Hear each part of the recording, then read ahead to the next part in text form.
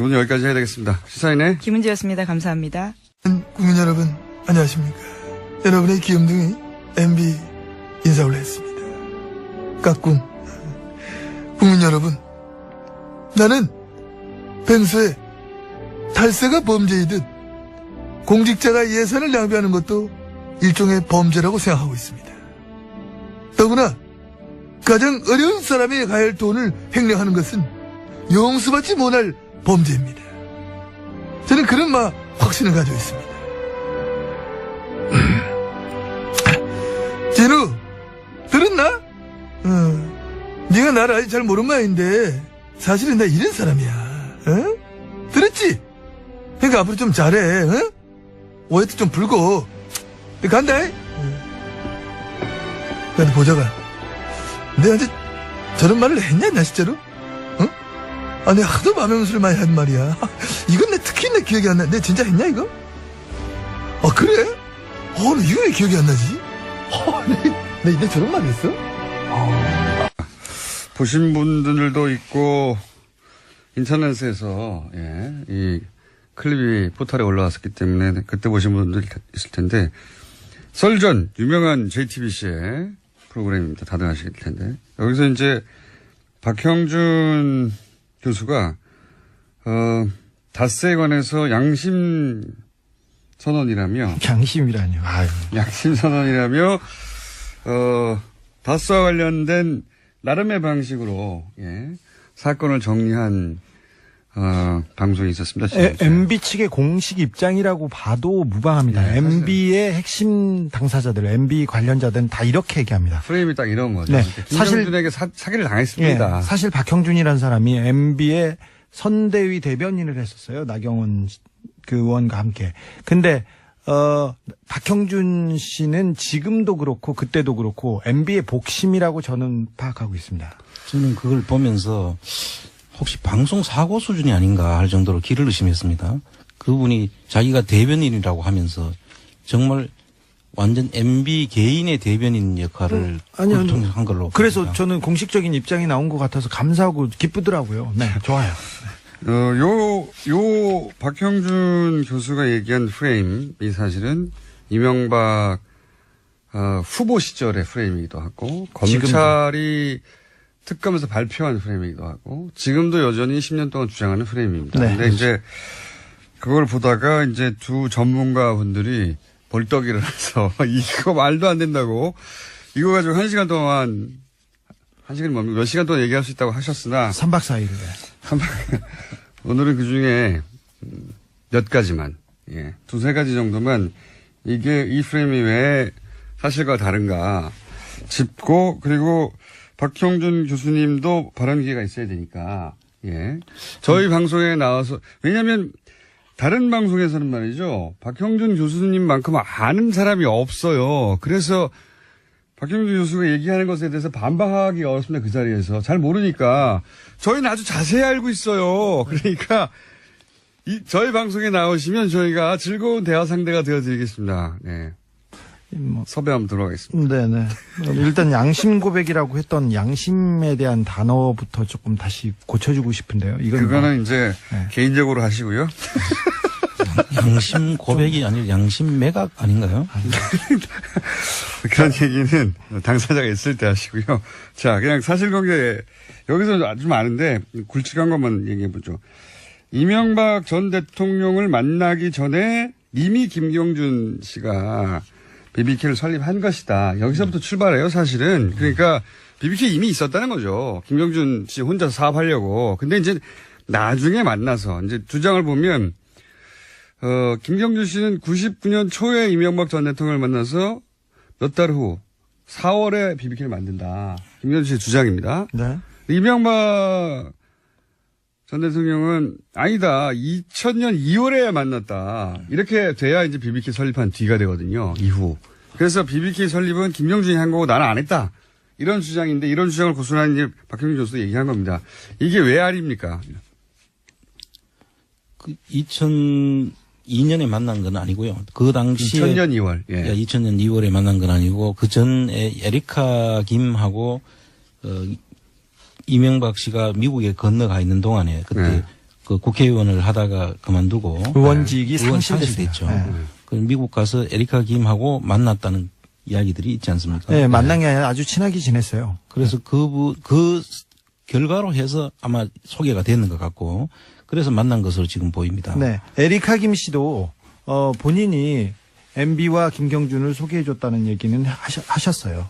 그런데 그 김경준 씨는 부인하고 있어요. 이 얘기만 나오면 아주 뭐 굉장히. 그건 뭐 이해갑니다. 가족끼리. 네, 그럴 수 있죠. 이 사건을 연루시키고 싶지 않은 동생의 마음이겠죠. 예. 자, 99년 4월에 BBK를 김경준이 설립했다고 얘기했습니다. 그리고 자기는 전혀 모른다고 얘기했는데 이명박 대통령은 모른다고 얘기했죠. 모른다고 했죠. 근데 이명박 대통령이 자기가 새로운 사업을 했다. 그리고 새로운 회사를 세웠다고 그 떠들고 다닌 게 바로 설립 직후부터 주변에 얘기하고 다녔어요. 그리고 명함과 그다음 동영상과 그게 99년 지나서 2000년에 다 집중되고 있는데. 근데 처음 만들 때 자본금이 5천만 원으로 시작을 했다고 하거든요. 5천만 원은 투자 회사가 그 허용이 안 되는 그런 기준입니다. 예, 그래서 그거를 삼성생명 빌딩에 그렇죠. 17층에 그 회사를 만드는데 5천만 원으로 사실 그 안에 임대료도 다 못 내는 상황이잖아요. 보증금도 안 됩니다. 중구에 있는 삼성생명 빌딩 17층에 거의 전축을 썼거든요. 회사가 생기자마자 이 보증금도 못 낼 만한 작은 5천만 원짜리 자본금 회사가 여기서 어떻게 사무실 엽니까? 근데 삼성생명 사장이 이명박 전 대통령과 동기거든요. 고르되. 네, 그렇죠. 예. 실제 그리고 삼성생명이 나중에 100억을 투자하죠. 그렇습니다. 예, 100억을 투자하고 이 얘기하니까 이제 사실은 투자자들 소위 BBK의 투자자들이 다 김경준 씨는 알 수가 없는 사람들이에요. 네. 그렇습니다. 아니, 진짜. 이명박 대통령 친구 그리고 동료 그리고 교회에서도 투자를 했어요. 진짜 웃긴 게 그 장신대 쪽에서 4억인가 몇 억 투자했잖아요. 네네. 예. 근데 그 교회 그 소망교회. 이명박 장로였죠. 여기. 네. 그리고 하나은행에서도 투자할 때 이명박 씨의 친구죠. 그 회사이기 때문에 투자했다는 내부 문건이 있습니다. 그 안에. 네. 네. 그리고 나중에 그 BBK가 좀 잘못되자마자 BBK에 돈을 달라고 얘기하지 않고 김경준한테 돈 달라고 얘기하지 않고 다 이명박 대통령한테 돈 그렇죠. 달라고 하고 심택이. 고발하고 네. 그다음에 내용 증명 보냈죠. 심택이 나중에 돈을 돌려달라고 소송을 하면서 소송 대상을 이명박 씨와 그 김경준 씨 둘을 상대로 해서 소송을 합니다. 일단 MB 쪽에서 김경준이라는 국제 금융 사기꾼한테 사기를 당했다고 얘기를 하는데 근데 모든 다른 피해자들은 MB한테 사기를 당했어요. 이거는 어떻게 할 거예요? 당했다고 주장했죠. 그때 당시에. 예. 그리고 김경준 씨는 그 전에 국제 사기꾼이 아니었어요. 굉장히 잘 나가던 그냥 매니저였지. 네. 예. 그리고 그때 나이 34살이었습니다. 한국말도 잘 못하는. 보면은 심택 사장도 고려대 동문이었고요. 그렇습니다. 예. 그리고 삼성생명 사장도 고려대 동문이었고요. 하나은행 여기 돈을 넣은 당시 김승현 행장도 고대 동문이었죠. 네네. 예. 그 절친으로 알려졌습니다. 기본적으로 여기 그러니까 장신대 같은 경우에는 이명박 장로가 이 재단의 후원자이자 재단의 감사였어요. 예. 그러니까 뜬금없이 장신대가 BBK 등장하는 겁니다. 본인이 직접 관련됐던 곳이니까요. 더더군다나 BBK에 투자한 사람들, 이런 회사도 관련이 있지만 BBK 직원들도 모두 MB 쪽 사람들이었어요. 그렇죠. 특별히 장부를 담당하던 사람들. BBK 경리가 이명박 전 대통령의 경리였는데 어떻게 김경준 씨 겁니까 이게. 돈 관리를 했는데. 그리고 정관을 보면 정관에 그렇게 돼 있잖아요. 이명박 MB의 허락 없이는 아무것도 결정할 수 없다. 정관이 그렇게 돼 있어요. 근데 그거를 검찰에서는 김경준 씨가 조작했다고 했죠. 예. 자기 회사를 남한테 주는 조작도 합니까? 거꾸로 조작은 해도 남의 회사를 내 걸로 뺏는. 투자자들이 다 이명박 전 대통령과 동기거나 관계자들이나 자기가 관계한 곳들에서부터 돈을 받았어요. 다. 김경준 씨하고 연결된 데는 한 군데도 없습니다. 한 군데도 없는 건 아닙니다.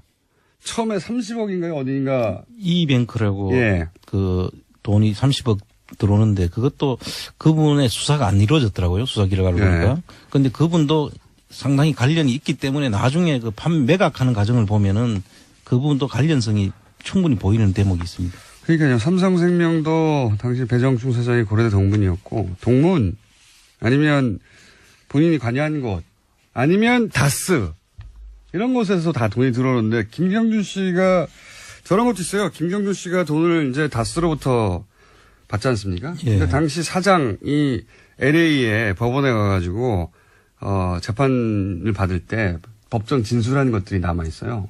국내가 아니라 거기서 그때 뭐 그런 질문들을 합니다. 당신이 김경준 씨가 판사가 묻는 거예요. 그 다스 사장한테 김경준 씨를 투자 이전에 만난 적이 있나? 없다. 예. 그 이후에도 만난 적이 없고요. 딱 30분 만났습니다. 그러니까요. 190억을 투자하는 회사의 사장한테 이 김경준 씨를 만난 적이 있냐 그러니까 없다. 그러면 김경준 씨 투자 관련해서 회사가 논의한 적이 있냐? 없다. 이게 그대로 남아있어요. 심지어는 그 190억 중에 9억을 LKE를 만들 때 김경준 씨 유상증자 대금으로 쓰였다고 검찰에서 밝혀놨어요.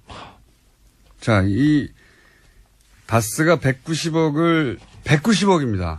당시 다스의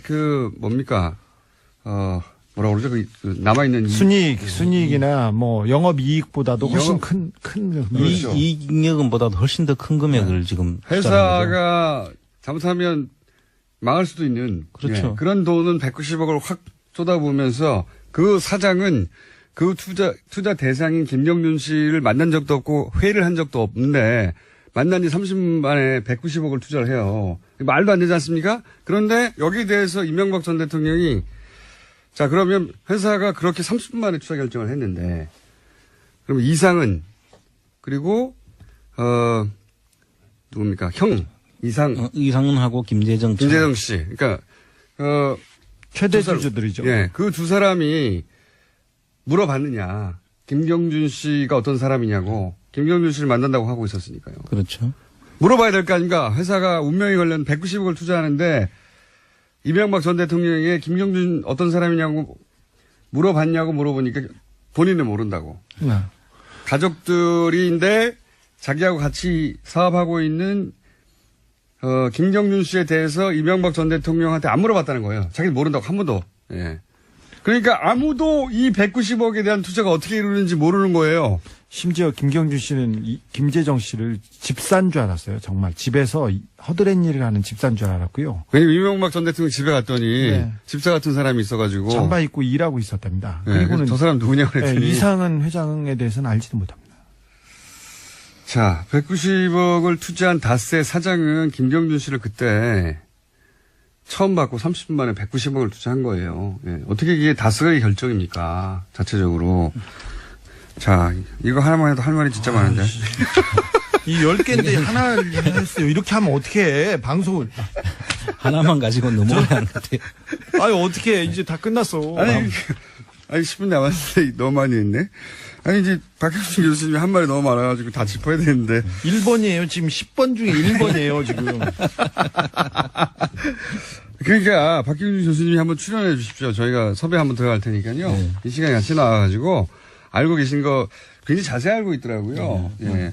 뭐, 여권을 7명 여권을 조작해가지고, 예. 외국인이 투자한 것처럼 만들었고, 이건 이제 정말 자세히 알지 못하면 모르는 내용들이거든요. 그렇습니다. 너무 자세히 알면서 알기 때문에 왜곡을 시킬 수 있었지 않나 싶은데, 제 그러니까 생각에. 중요한 포인트들만 딱딱 정반대로 해석하는. 그렇습니다. 예, 저희하고는 정반대로 해석하는 그런 얘기들 하던데, 이거 너무 많네, 이거. 그러면 다 하려고 그러니까? 몇 개는 해야죠, 중요한 거. 근데 또 주진우 기자가 또 뭐 들고 왔다고 그래가지고요. 참. 이것도 해야 되고 또 네. 새로 진도도 나가야 되는데. 스위스 검찰이 다스에 강제 송금했다고 하는데 검찰은 그 강제 그거 하나만 송금할 할까요? 예, 능력이 없고요. 그런 권한이 없어요. 스위스 검찰에 그 소송을 한 거는 맞아요. 다스가. 이게 참 웃기는 표현 아닙니까? 스위스 검찰이 다스에 강제 송금을 한 것이다. 돈을 어쩔 수 없이 받았다는 거예요. 다스가- 주니까 강제로. 예. 이런 강제가 다 있나. 아니 140억을 받아! 강제로 준 거지. 이게 말이 안 되는데. 아니, 김경준 쪽에서 보내려고 편지도 썼지 않습니까? 검찰에 에리카 김 누나가 언제 가니까 좀 잘 봐줘라 이렇게 하면서 어떻게 처리하겠다 이렇게 편지를 쓰고 김경준이 저기 다스로 송금한 건데 이걸 무슨 스위스 검찰이 강제로 송금을 그러니까 다스 이명박 했다는. 전 대통령을 피해자로 만들려고 하다 보니까 이런 이제 무리수의 표현들이 나오는데 네.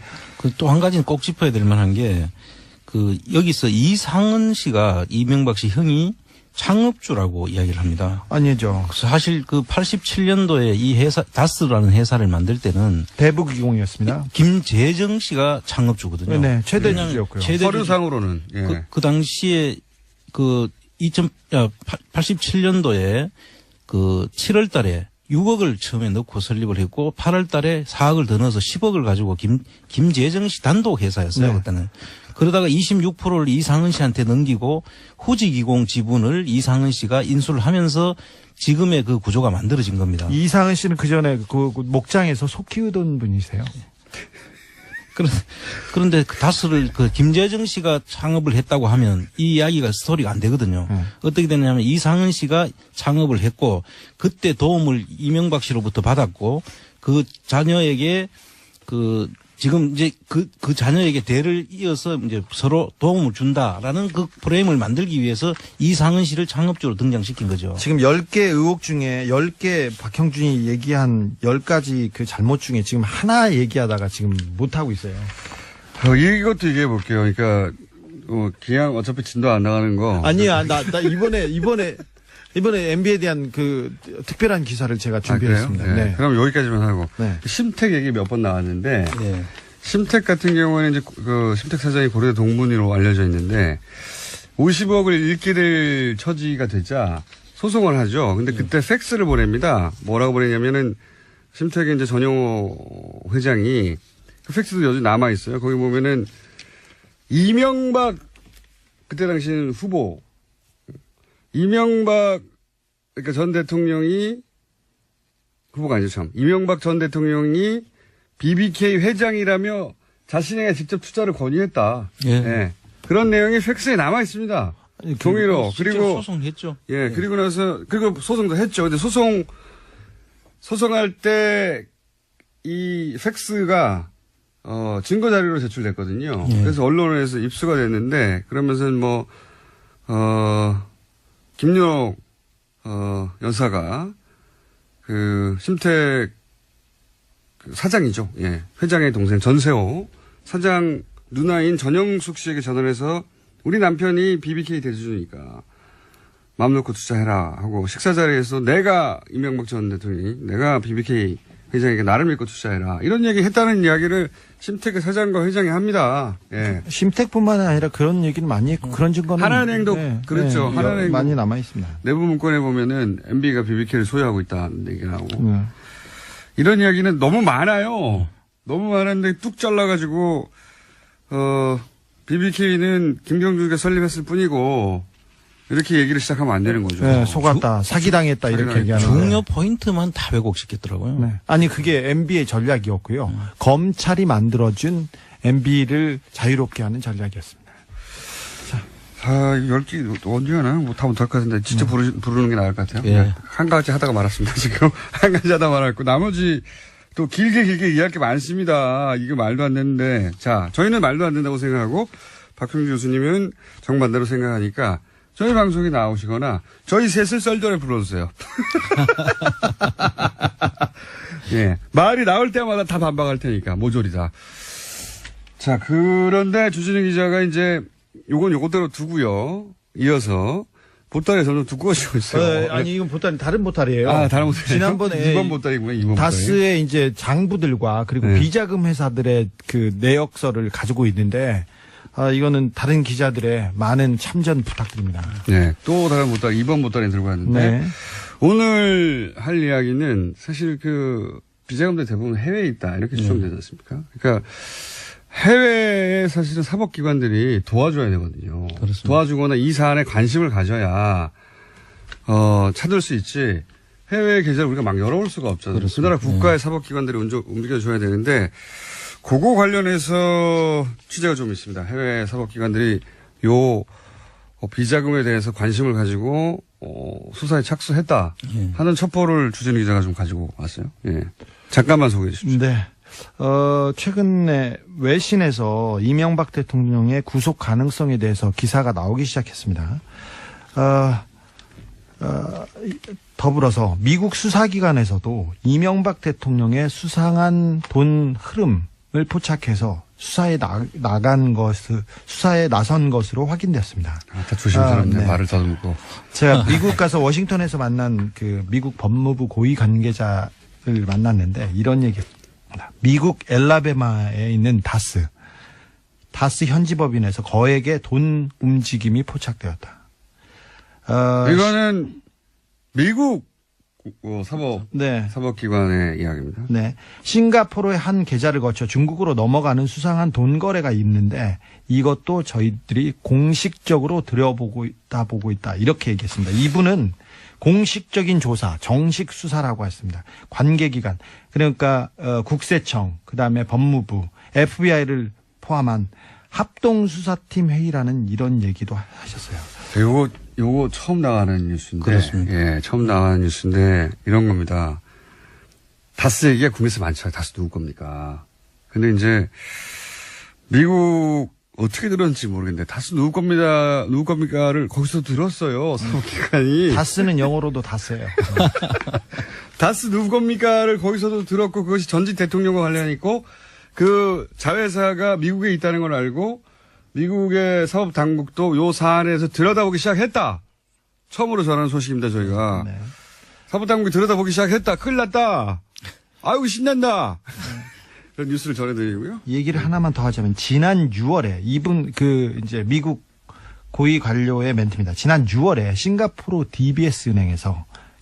DBS 은행은 우리가 MB의 저수지가 있을 것으로 저하고 주준희 씨가 6년 전에 예, 방문했던 곳입니다. 예. DBS 은행에서 중국 HSBC 은행으로 넘어간 2천만 달러가 다스와 연관된 것으로 보고 있고 이 싱가포르 계좌에는 포스코, 효성 등 한국의 대기업도 연관이 돼 있는 것으로 알다. 이렇게. 이거 정말 이 이야기는 주진우 기자나 저나 상상을 하는 얘기가 아니고요. 예. 이거는 미국에 가서 그 사법당국의 관계자로부터 직접 들은 이야기입니다. 네. 사실 예전에 저희 둘이서 이런 얘기 많이 했었거든요. 싱가포르 뭐 어쩌고저쩌고 주장했었는데 다 음모론자라고 예.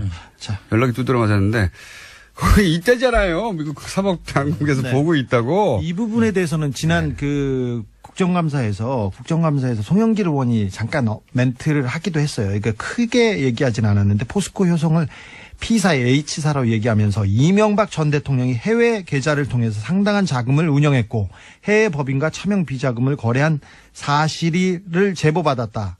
이에 대해서 얘기해달라고 송영길 의원도 얘기했는데 이게 궤를 같이 합니다. 자, 하나만 더 한 발짝 1분밖에 안 남았어요. 더 예. 들어가면 미국 수사기관이 MB의 계좌를 들춰보는 과정에서 수상한 계좌를 하나 발견하고 그걸 공개합니다. 공개했다기보다는 입수한 거죠. 네, 일부를. 제가 입수했습니다. 네. 입수했는데 공개를 어디서 했어요? 여기 밖에 안 하는데. 이 계좌는 이명박 대통령의 돈 거래와 관련된 계좌입니다. 계좌를 공개했는데 공개한 게 아니라 입수했다니까. 계좌의 명의는 홍석현 중앙일보 여기서 좀 충격입니다. 예. 중앙일보 저도 JTBC 이야기 듣고 좀 충격받았는데. 예. 전 회장입니다. 그리고 홍콩 메릴린치 은행의 계좌번호 1370 거기까지만 하고. 땡땡땡땡. 그러니까 그리고 이게 뭐냐면 1373 땡땡땡땡. 미국 사법당국이 국내에서 다스 얘기가 나오니까 미국에 있는 계좌를 들여다보고 의심 계좌를 찾다 보니 홍석현 계좌의 이름이 중간에 나왔다. 여기까지 하겠습니다. 우리나라 검찰의 분발이 기대됩니다. 주진우 아는 두 분이었습니다. 홍종학 장관 후보자 납세 방법에 대해서 논란이 있는데 그런데 세무사로서 이건 잘 몰라서 일어난 논란이라고 해설하는 글을 페이스북에 게재를 하셨습니다. 우선 왜 이런 글을 굳이 페이스북에 올리신 건지요?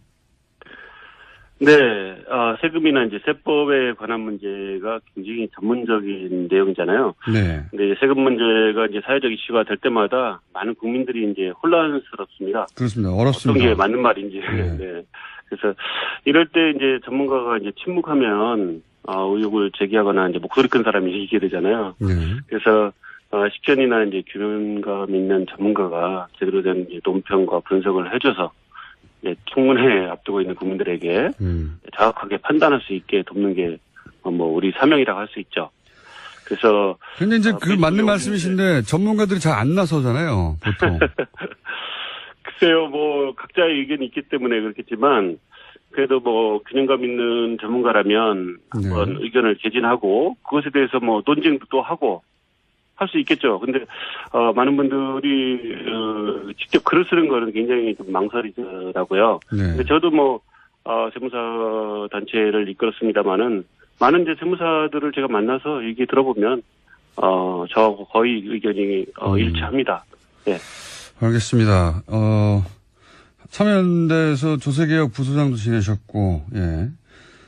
한국세무사구실 회장도 하셨고, 자격은 충분한 것 같습니다. 근데, 요는 전문가라면 그렇게 어렵지 않게 판단할 수 있는 사안인데 너무 복잡한 세법이다 보니 정치적 공방 속에서 이게, 잘못 알려지고 있다. 그래서 내가 굳이 써서 이렇다라고 해설해 줘야 되겠다는 생각을 하셨다는 거잖아요. 예. 네, 그렇습니다.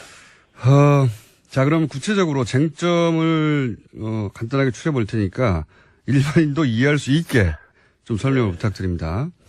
우선 크게 나누면 두 가지인데, 후보자의 장모, 홍 후보자의 장모가 보유하고 있던 상가 지분을 딸과 손녀에게 나눠서 증여합니다. 네. 네. 그랬더니 이게 쪼개기 증여다. 예, 단어부터 뉘앙스가 그러니까 증여세를 덜 내려고 편법으로 꼼수를 부렸다. 이런 뉘앙스예요. 이게 문제가 됩니까? 쪼개기 증여라는 말은 저도 처음 들어봤습니다. 아마도 이제 증여를 이제 일반인들이 빨리 알아듣게 하기 위해서 아마 쪼개기라는 용어가 만들어진 것 같은데요. 네.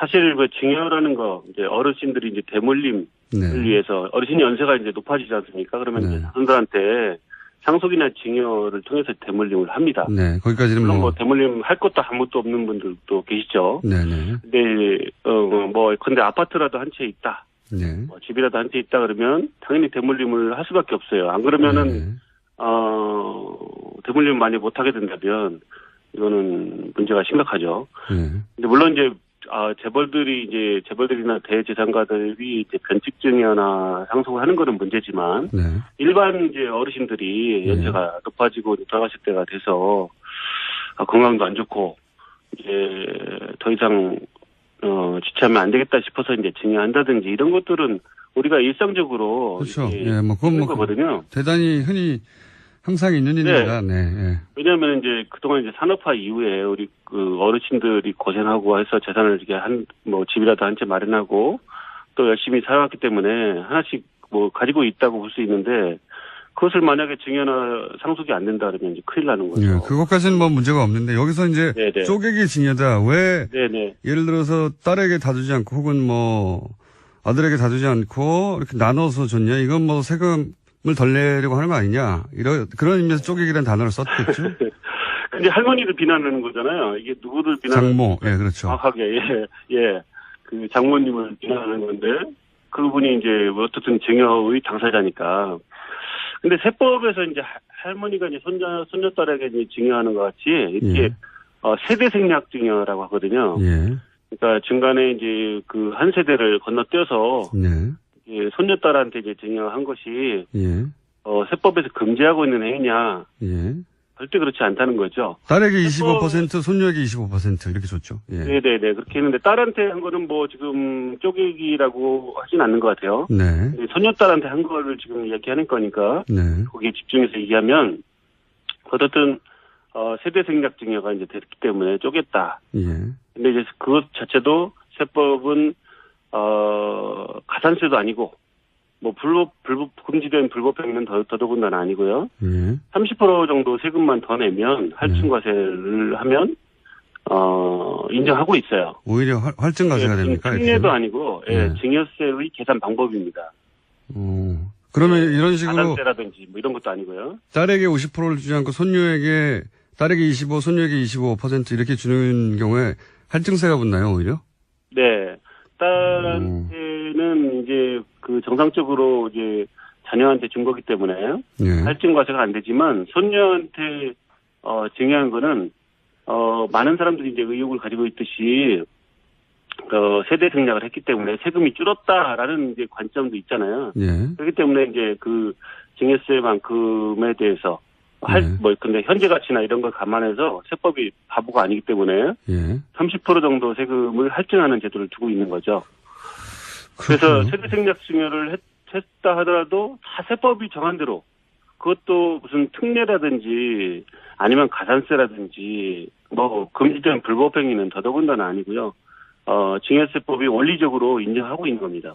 근데 이제 절세, 그러니까 뭐 불법이냐 아니냐 얘기하다가 이제 불법은 아닌 것이 확실해졌기 때문에 절세를 하려고 꼼수를 부렸다라는 이제 공격이 또 이어지는 건데 이렇게 하는 게 이게 그러니까 이제 만약 그게 절세라면 할머니가 만약에 절세를 위해서 그렇게 했는지 저도 뭐 알 수가 없지만 예. 객관적으로 보기에는 할머니가 만약에 절세만을 위하시는 분이다. 네. 그러면은요. 예. 뭐 손녀딸한테만 쪼갤 필요 없이 예. 예컨대 홍 후보한테도 쪼개고 또 다른 또 딸이 있잖아요. 증여받은 예. 그 따님이 계시다 하더라고요. 근데 그 딸도 그 자녀한테 또 쪼갤 수 있어요. 그렇죠? 바로 그분이 다 받지 않고 여러 사람한테 뭐 10명, 20명한테도 쪼갤 수 있다는 거죠. 그러니까 절세 그 자체가 목적이었다면 이것보다 절세할 방법은 더 많다 이런 요지네요. 그렇습니다. 만약에 왜 꼭 3명한테만 쪼개야 되는 거죠? 그게 2명한테 쪼갤 걸 3명한테 쪼갰기 때문에 많은 건가요? 그렇지 않죠. 근데 5명, 6명 뭐 여러 사람한테 또 가족이 아는 사람한테도 증여할 수 있어요. 그러면서 쪼갤 수가 있거든요. 세율을 낮출 수가 있거든요. 그러니까 그거는 물론 이제 손녀딸이라는 미성년자가 들어가기 때문에 네네. 그런 의혹을 가지고 있는 것인데 세법은 그런 것들을 따지지 않는다는 거죠. 세금만 더 내면 30% 할증과세만 된다면 손녀딸이 됐든 누가 됐든 미성년자가 됐든 뭐 다른 분이 됐든 다 가능하다는 거죠. 세무 전문가 입장에서 보자면 이게 이제 절세를 위한 꼼수라고 하는데 사실은 절세만이 목적이었다면 이렇게 하는 것보다 더 여러 가지 방법이 있다. 그러니까 네. 절세 편법적인 꼼수를 부렸다고 하기에는 이거보다 절세할 방법은 많은데 이렇게 한 것은 절세만이 목적이었다고 공격하는 건 좀 부당하다 이렇게 보시는 거군요. 전문가가 볼 때. 네, 할머니가 그 방법을 선택을 한 거죠. 그 사람한테 사실은 이제 세금 문제를 떠나서요. 증여를 누구한테 할 거냐가 가장 제일 중요한 거죠. 그 관점을 놓치고 이제 그렇게 결과를 놓고서 이제 세금을 어떻게 얼마를 냈냐 이런 것을 따진다는 게 참 문제가 있긴 한데요. 근데 이제 증여 대상자가 정해졌다면 이제 거기에 따라서 이제 세금을 내는 것 뿐이죠. 네, 그 부분 좀 중요합니다. 세무사 맞으시죠? 네. 자, 그러니까 지금 첫 번째 이슈에 대해서는 이렇게 보시는 거군요. 그러니까 후보자의 장모가 딸에게 25%, 손녀에게 25%를 주겠다는 것은 장모가 딸과 외손녀에게 그렇게 주겠다는 의지의 문제인데 이게 사위의 관점에서 이게 절세냐 아니냐를 따지는 것은 말이 안 되고. 사위가 그것을 이제 관여할 수 있는 또 근데 뭐 사위가 할머니 명의로 명의신탁해 놓은 재산이다. 예. 그러면 사위가 그걸 영향력을 행사해서 뭐 할 수 있겠죠. 네. 근데 사실은 이게 민주사회에서 자기 재산을 사실 또 그 할머니는 제가 보기에는 재산이 뭐 한 30억 정도 이렇게 증여를 하셨으니까 전체적으로 굉장히 자수성가하신 분이잖아요. 연세도 높으시고 우리 이제 어르신들 중에서 자수성가하신 분인데 이런 분들은 굉장히 의지력이 자기 의지가 강하시거든요. 그런 분들은 자기가 하고 싶은 대로 하세요. 증여도 내가 누구한테 주겠다든가 뭐 이런 의지가 강하세요. 그래서 사실은 이제 법정 지분이나 이런 것들도 막 침해해서 하는 경우도 있는데 그렇기 때문에 그런 분들이 자기 의지를 했다. 네. 그것을 가지고서 왜 그렇게 증여했느냐. 이것을 나머지 갑자기 생각나는데 나머지 50%는 그러면 그 장모가 누구한테 줬죠? 딸한테 줬죠. 다른 딸이요. 그러니까 홍 후보자의 부인이 아닌 서영이라고 하나요? 예. 예. 아하. 그분도 예컨대 절세를 위해서라면 예. 그분의 자녀한테 또 쪼갤 수 있었는데 예. 왜 안 하고 근데 물론 뭐 그러니까 뭐 이 손녀에 대한 뭐 그 장모의 의지나 사랑의 관점에서 그러니까 장모의 관점에서 보지 않고 후보자의 관점에서 보니까 이런 일이 벌어진 것이다.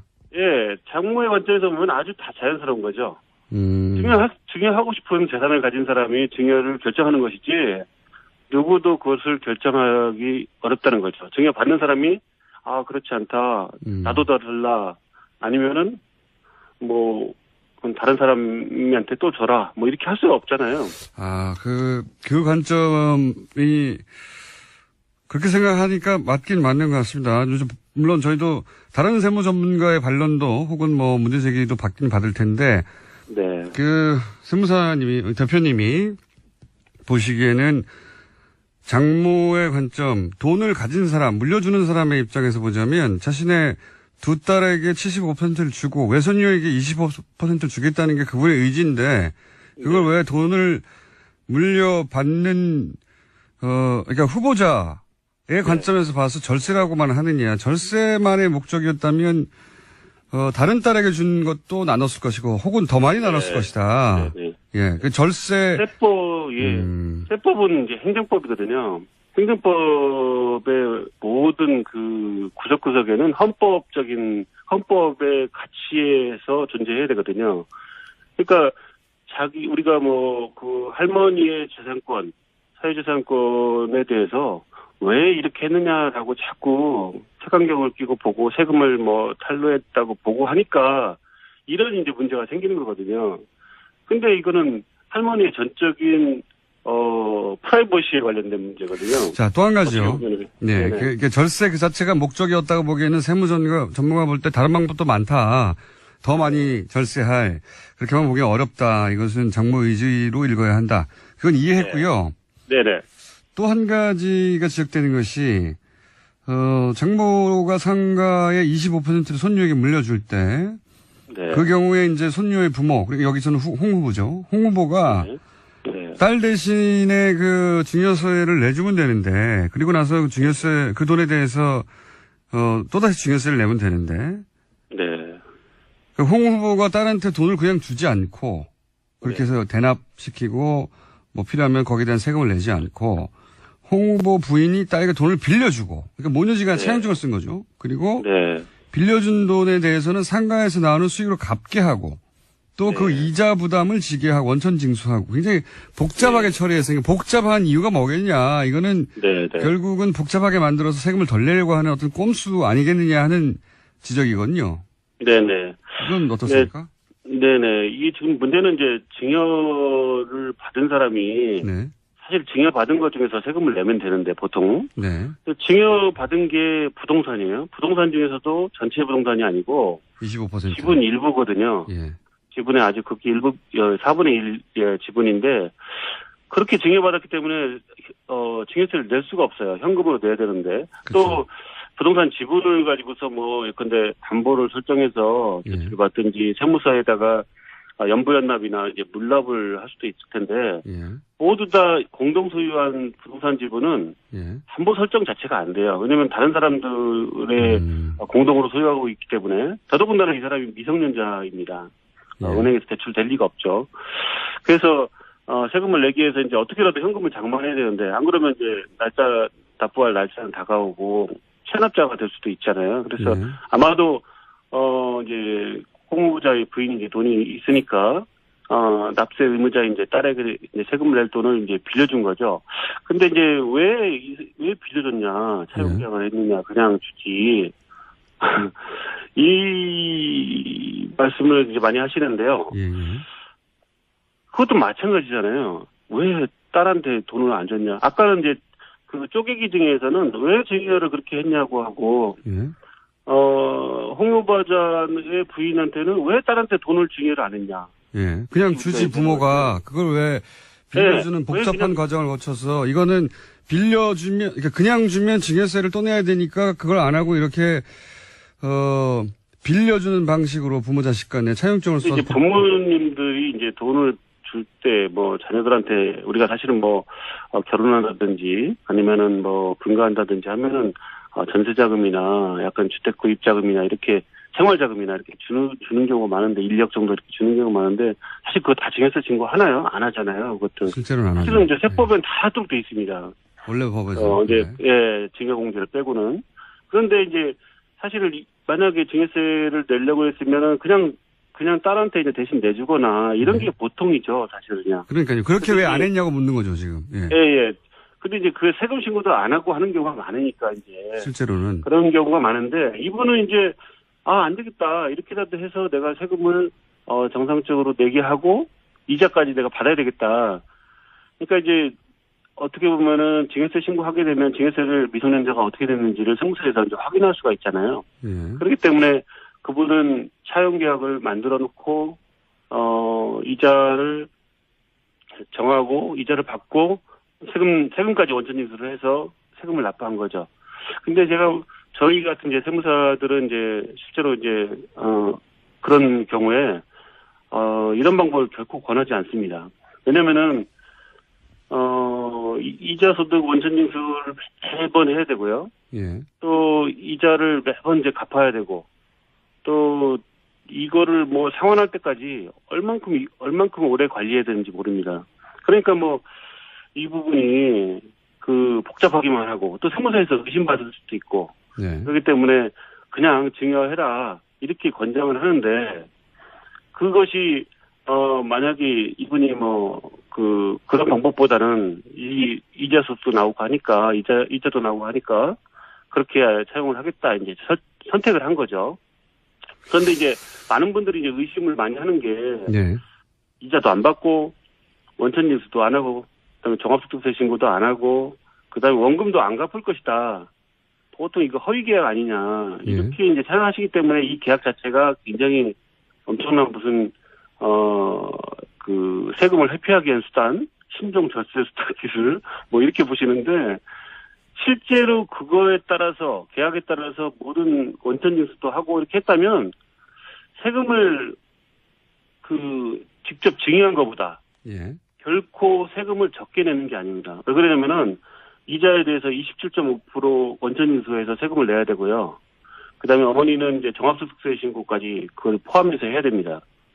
그것을 원금을 상환할 때까지 해야 되니까 미성년자가 이제 자력이 생길 때까지 계속 계약을 유지해야 되는 거죠. 알겠습니다. 그러면은 뭐 세금을 엄청나게 내게 되죠. 그러니까 지금 말씀의 요는 이런 거네요. 그러니까 이게 기본적으로는 상속을 하는 사람 장모의 의지이고 홍 후보자가 정하는 게 아니다. 두 번째는 이것이 절세 수단이라고 하는데 다 합쳐보면 절세되는 게 아니다. 복잡하게만 하지. 네. 절세 그 자체의 목적이었다면 다른 방법이 많다. 훨씬 더 절세할 수 있는. 그러니까 그 프레임으로 공격하는 게 직관적으로는 쉽게 받아들여지는데 세무 전문가의 관점에서 보자면 이것은 세금을 불법도 아닌 뿐만 아니라 세금을 정확하게 낸 것이다. 자신의 방식으로. 이런 겁니까? 요약하면? 예. 차용 계약을 하면은 보통 이제 이자도 안 내고 세금도 안 내고 이런 경우가 많기 때문에 그것을 의심하는 거죠. 그리고 어디 이제 세무사들도 대부분 다 이거 원천 징수도 안 하고 세금도 안 내고 해서 보통 그냥 세무서에다가 제출하기 위해서 만든 거다. 이렇게 이제 의심하는 분들이 많거든요. 근데 계약을 하고 이자도 주고 세금도 내고 했다면 그렇게까지 했어? 이렇게 생각하는 거죠. 알겠습니다. 요지는 정확하게 이해했고요. 네네. 오셨으면 좀 더 쉽게 설명이 됐을 것 같은데 전화를 하다 보니까 좀 한계가 있었습니다. 안타깝네요. 예. 네. 자, 오늘 여기까지 하겠습니다. 감사합니다. 네, 감사합니다. 네. 세무 전문가 중에서도 이렇게 생각하지 않는 분이 있을 테니까, 예. 저희가 또 반론 언제든지 받습니다. 세무법인 구텍스 구제의 대표였습니다. 헬로 프로그램, 블랙하우스에 대한 문자가 많네요. 예. 클로즈업을 제발 하지 마라. 예. 저도 그렇게 생각합니다. 깜짝깜짝 놀랍니다. 토요일 보니까 공장장 유대균 씨에 비해 상대적으로 너무 야위였어요. 고기 좀 많이 드세요. 이 문자 아주 저도 좀 전에 읽었는데 그랬군요. 예. 주말에 딸 아이에게 플란다스의 개를 읽어주다가 깜짝 놀랐습니다. 주인공인 넬로의 할아버지 이름이 예한 다스예요. 그랬군요. 이야, 이럴 수가 있습니까? 주인공의 할아버지 이름이 예한 다스랍니다. 다스의 실소유주는 넬로의 할아버지였어요. 야, 플랜다스 기가 그렇게 통하는군요. 유승민 의원님 마음이 허할 땐 뉴스공장에 출연해주세요 하는 문자 있는데, 예, 저희도 요청하는 바입니다. 오랫동안 요청해왔고, 예, 이번에 다시 한번 요청드립니다. 예, 여기까지 하겠습니다. 오랜만에 나오신 분입니다. 트럼프 대통령이 곧, 한국을 방문하기 때문에, 예, 미국 상황 한번 짚어봐야죠. 예. 저희 고정이었는데, 최근에 저희 섭외에 계속 불응하고 있다가 오늘 체포됐습니다. 아산정책연구원의 김지은 박사님. 안녕하십니까. 네, 안녕하세요. 네. 네. 왜 그러세요? 저희가 섭외 한 10번쯤 그동안 했는데, 그때마다 막 강연이 있다더니 뭐 기타 등등의 여러 가지 이유로. 지옥의 뭐 조찬 모임 뭐 이런 것도 있고 해서 하필 그때 딱. 예. 그러니까 무슨 저희가 7시 반, 8시에 뭐 8시 반에 법자고 하는데 무슨 밥 먹고 있다느니. 조찬 모임이 7시 반 8시죠. 또. 그런 식으로 맨날 조찬 모임이 있을 리가 없을 텐데. 그래서 저희 제작진이 저보고 혹시 싸웠냐고. 아니 나도 통화를 해본 지가 오래됐다. 네. 오랜만에 나오셨어요. 네. 자, 앞으로 피하지 마시고요. 예. 체포영장 보내주고 있습니다. 블랙하우스를 봤냐고 저희 제작진이 물어봐달라고 하는데. 아, 봤어요. 네, 2개 다 봤어요. 네, 소감이 어떻습니까? 역시 이제 공장장은 오디오형이다. 네. 네. 좋았어요. 타이트샷만 좀 없으면 더 좋겠다. 아니, 저도 왜 이렇게 얼굴 가까이 잡는지 잡을 때마다 깜짝깜짝 놀래가지고 이건 아닌데. 이건 아닌데. 저희 집 TV가 별로 안 커갖고 네. 다행이다. 그나마 다행이에요. 네. 그거를 막 65인치 이런 걸로 어우. 70인치로 보면 밤에 또 그것도. 그거는 폭력적입니다. 제가 보기에도 테러예요. 네. 뭐 그건 그렇고 근데 이제 이걸 물어봐 달라고 했던 이유는 아마 그런 것 같아요. 거기서 이제 트럼프 대통령 방한하니까 미국에서 이제 사실은 이건 트럼프 대통령 후보 때부터 있었던 얘기예요. 예, 후보 때부터 미국의 저명한 정신과 의사 몇 명이 오바마 대통령한테도 편지를 보내고 네. 저 사람 정신적으로 건강하지 않다고 정신과 전문의들이 그리고 뉴욕타임즈에도 메일을 보냈던 네. 정신과 전문의들이 있고 그리고 나서 이제 책도 나왔다. 네, 얼마 전에 나왔죠. 네, 책도 나왔고 그 책에 참여한 또 사람들이 또 쟁쟁한 분들이에요. 네. 그러니까 저명한 미국의 정신과 의사들이 트럼프 대통령의 정신건강 상태를 볼 때 핵버튼을 막히면 안 된다.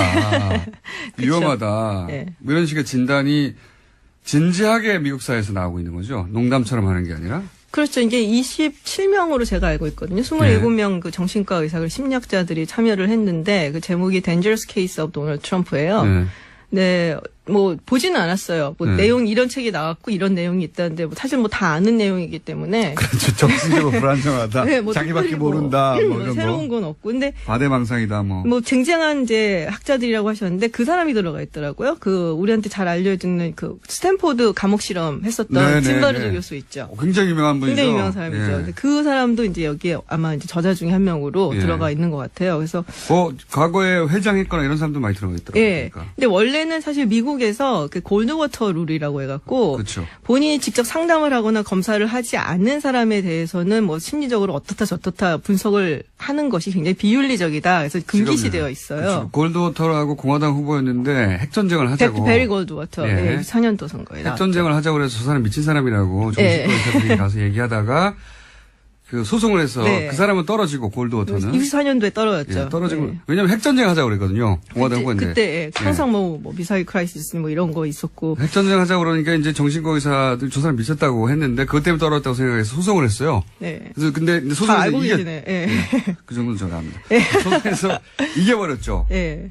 그리고 나서 정신과 의학계가 이제 직업윤리로 만든 거죠. 그렇죠. 예. 정치원에서 이제 후보들 중에 직접 자기가 대면에서 상담하지 않은 사람에 대해서는 공개적으로 정신적 평가를 하지 말라. 이런 식으로 룰을 네. 만들었죠. 근데 이제 이 정신과 의사들이 하는 얘기가 지금 너무 중차대한 위기가 아니냐. 이 사람이 이제 대통령이다 보니까. 그래서 원래 이제 우리의 어떤 직업 윤리 같은 게 있는데 그걸 저버리고라도 이건 국가가 너무 위험하기 때문에. 경고해야 한다. 네, 해야 된다. 그래갖고 이제 책을 냈죠. 네. 뭐 내용 보면은 뭐 다른 프로그램에도 나왔었지만 뭐 굉장히 나르시스트고 네. 그리고 자기중심적이고 그리고 아주 즉흥적이고 네. 그리고 뭐 현실만 바라보는 곧 딱 즐거움만 보고 뭐 소시오패스 경향 예. 등등등. 그래서 대단히 위험하다. 그렇죠. 저희가 한 얘기 아니에요. 저희 뉴스공장에서도 책에서 그랬어요. 뉴스공장에서도 미친 거 아닐까 이런 얘기 했었는데 그런 얘기를 굉장히 전문적으로 네. 심각하게 이 사람으로부터 대통령 권한을 빨리 뺏어야 된다고 정신과 의사들이 전명한 사람들이 나섰다. 지금 뭐 베스트셀러라고 보시면 베스트셀러, 예, 뉴욕타임즈 베스트셀러입니다. 자, 그거 한번 얘기해 놓고요. 이게 네. 뉴스공장에서는 오랫동안 얘기했던 건데 미친 거 아니야? 미친 거 아니야? 이런 식으로. 근데 정말로 정신과 의사들이 이런 얘기를 여기서 하고 있다. 미쳤다고 하고 주장하고 있어요. 그레이시라고. 네, 그렇죠. 그거는 전략이 아니라 실제 정신적인 문제라고 이제 정신과 의사들은 그렇게 보고 있습니다. 저도 사실 전략이라고 보기 조금 어렵다 싶은 게 예. 전략이었으면 뭔가 나온 게 있어야 되거든요. 예. 근데 지금 뭐 물론 이제 한국에서 약간 보수 성향 가지신 분들은 트럼프 대통령이 김정은이나 북한 대하는 건 훨씬 더 잘하지 않냐 이렇게 얘기를 하시는데 우리가 정말로 전략적이고 협상을 잘하는 사람이면은 자기가 불리하거나 아니면 비슷한 상대에서 뭔가를 얻어놔야 돼요. 예. 근데 그런 이제 소기의 성과가 있어야 되는데 사실 국내 정치나 이런 데서는 별로 없어요. 얻어낸 게 없죠. 예. 지지율도 최저예요, 역대. 지지율도 최저고 지금 자기가 약속했던 거의 얻어낸 게 없는데 근데 유일하게 뭐 국제적인 부분에서 약간 힘으로 예. 사실 지금 뭐 미국이 세계에서 슈퍼갑이잖아요. 그렇죠. 그러니까 힘으로 해갖고 얻어내는 건 사실은 전략적이고 협상을 잘한다고 보기엔 좀 어렵거든요. 이게 무슨 전략입니까? 자기가 힘을 써서 때리는 건데 그냥. 그렇죠. 예. 삥 뜯는 거죠, 그거는. 죄송합니다. 아니 전문가 박사님이라고 모셨더니 삥이라뇨. 저도 안 하는 그 전문 단어를. 용어잖아요, 그것도 나름. 전문 용어긴 한데 어쨌든 트럼프 대통령이 전략가였으면 국내 정치로 많은 걸 얻어냈을 텐데 그런 건 하나도 없다. 현재. 그렇죠. 사실 예. 많은 법안들을 통과시키지 못했죠. 자기 표 법안들을. 지금 이제 세금 개혁 법안이 이제 상하원에서 네. 공화당에서 내놨고 이게 어떻게 통과가 되느냐 게 나와 있는데 지금 제가 보기 올해 안은 일단 힘들고요. 네. 그 의회 의원들이 그 워싱턴 DC에 있는 날들이 있고 자기네 지역구가 있는 날들이 있어요. 지금 네. 이제 날짜로만 따지면 한 4주 정도밖에 안 남았어요. 의회에 있는 시간이. 근데 지금 하원하고 상원에서 내놓은 안들이 다르기 때문에 서로 통과가 되더라도 컨퍼런스 커미티라고 해서 간직 좀 조정을 해야 돼요. 그게 몇 달씩 걸릴 수도 있어요. 그러니까 올해는 사실 물 건너간 거라고 보는 게 맞죠. 그러니까 이 트럼프 대통령이 사실 공화당이 다수당인데도 자기가 원하는 법안들을 통과시키지 못하고 오히려 그렇죠. 공화당 내에서 비토당하고 있기 때문에 네. 뭐 전략가라든지 그렇게 불리기는 어렵다고 보시는 거죠. 저는 그런 것 같아요. 외교에서 이제 여러 가지 목소리를 내는데 그거는 미국이 워낙 힘이 세니까 네. 자기가 하고 싶은 대로 하고 있는 와중이지 전략이 아니다. 뭐 나프타도 근데 지금 사실 교착 상태거든요. 예. 네, 원하는 대로 못 가고 있고. 원하는 대로 된 게 지금 사실 없어요. 그래서 트럼프 대통령의 지지율은 나날이 떨어져서 지금 37%예요, 오늘 보니까. 그러니까 미국 대통령이 30% 그래서 마이너스라고 하죠. 반대보다 그렇죠. 지지자보다 반대자가 더 많은 거. 예. 미국 대통령은 마이너스가 거의 없어요. 뭐 한 48, 47 요런 정도는 있거든요. 네. 근데 지금 요 시점에서 가장 낮았던 사람이 이제 빌 클린턴 정도 51% 이랬었는데 아직 1년도 안 된 거잖아요. 근데 트럼프 대통령이 지금 37%면 상당히 낮은 거죠. 역대 가장 낮다고 지금 네. 뭐 최근 70년 사이 없다 뭐 이런 얘기 하는데 여하간 굉장히 낮다. 네. 그런데 때리는 것 중에 하나가 이란 핵 협정 파기 이거지 네. 않습니까? 이거에 대해서 워싱턴 정관은 반응이 뭐예요? 그러니까 이란 핵협정에 대해서는 사실은 이제 공화당 민주당이 워낙에 갈렸었어요. 그 부분에 있어서. 원래부터. 예, 그래서 지금 이제 트럼프 대통령이 90일마다 이걸 서티파이를 해야 되는 건데 그걸 이제 네. 안 한 거잖아요. 인증하지 않는 거예요. 예, 근데 그거를 사실은 넣은 것 그런 이제 규정을 넣은 것도 당시 이제 오바마 대통령이 이란이 제대로 준수를 안 하는데 죄송합니다. 그냥 이거를 패스해 버릴까봐. 3개월마다 그래갖고. 체크하라고 누르는 그렇죠. 예. 근데 이게 반대로 된 거거든요. 지금 상황이. 그래서 의외로 공이 넘어갔는데, 그래서 조금 두고 보긴 해야 될 것 같아요. 이 부분은. 이제 민주당이나 약간 진보 측에서는 이란이 뭐 크게 잘못한 건 없지 않냐라고 네. 얘기를 하고 있고, 공화당이나 보수 측에서는 뭐 핵협정을 위반한 건 아닌데, 뭐 ICBM이라든지, 뭐 장거리 미사일이라든지, 뭐 이런 거. 그리고 거기에 들어가 있는 규정 중에 이제 일몰 조항 같은 거, 이런 게 조금 문제시 된다. 그래서 교체된다. 뭐 이런 입장이기 때문에. 또 국제적으로는 비난을 많이 받고. 국제적으로는 비난을 많이 받죠. IAEA에서도 이게 뭐 잘못한 게 없는데 왜 그러냐고. 다 지키고 있는데 왜 이러냐고. 그렇죠. 예. 네. 자, 지금 전반적으로 미국 상황과 트럼프 상황은 어떤가 지금 짚어보는 와중인데. 네. 또 하나는 최근에 왜 러시아 스캔들 때문에 FBI 특검이 네. 측근을 기소했잖아요. 기소했죠. 궁금한 것은 이게 미국 정가에서 트럼프의 위기로 실제로 보고 있습니까, 이걸? 아직은 아니에요. 아직은 아니에요. 네. 왜냐면 지금 이제 기소된 내용을 보면은 뭐 러시아의 어떤 사주를 받고 뭐 이런 식이 아니고 약간 건너거든요. 그러니까 매너포트 같은 경우도 이제 사업을 하면서 트럼프 캠프 조인하기 전에 뭐 우크라이나로부터 돈을 받은 거. 물론 이제 우크라이나에서 돈을 받은 게 친러 성향이고 뭐 여러 가지 이제 문제가 좀 있긴 하지만 이게 직접적으로 트럼프 선거 개입하고 연결돼 있고 지금 이게 당장은. 그렇죠. 네. 그리고 이제 트럼프가 그걸 알고 있고 뭐 이런 부분까지는 아직 가진 않았어요. 그 선대 본부장이긴 했지만 폴 매너포트에게 포커스가 맞춰진 그렇죠. 기소지 네. 이것이 트럼프로 연결된 것까지는 아직 안 나오고 있다. 네, 그러니까 뭐 돈 세탁이라든지 횡령이라든지 이런 혐의하고 그다음에 FBI 위증한 거. 근데 사실 FBI 위증한 거는 사실 조금 이제 중범죄로 쳐지거든요. 그래서 그런 부분이 걸려 있는 거기 때문에 직접적인 연관이 있다라고 보긴 힘들고 뭐 뭔가 자꾸 이제 긁으니까 나오는 경우죠. 그래서 왜 우리 야구할 때도 보면은 홈런 한 방도 좋지만 이렇게 안타 쳐갖고 자꾸 투수 압박하면은 굉장히 이제 신경 쓰이는 것처럼 뭐 그런 상태라고 보시면 당장 위기는 아니고 이것이 어디로 갈지 모른다. 네. 이 정도 분위기. 그렇죠. 예. 뭔가 있구나 하고 사람들 의심을 하는 거죠. 탄핵 얘기 요즘 나와요?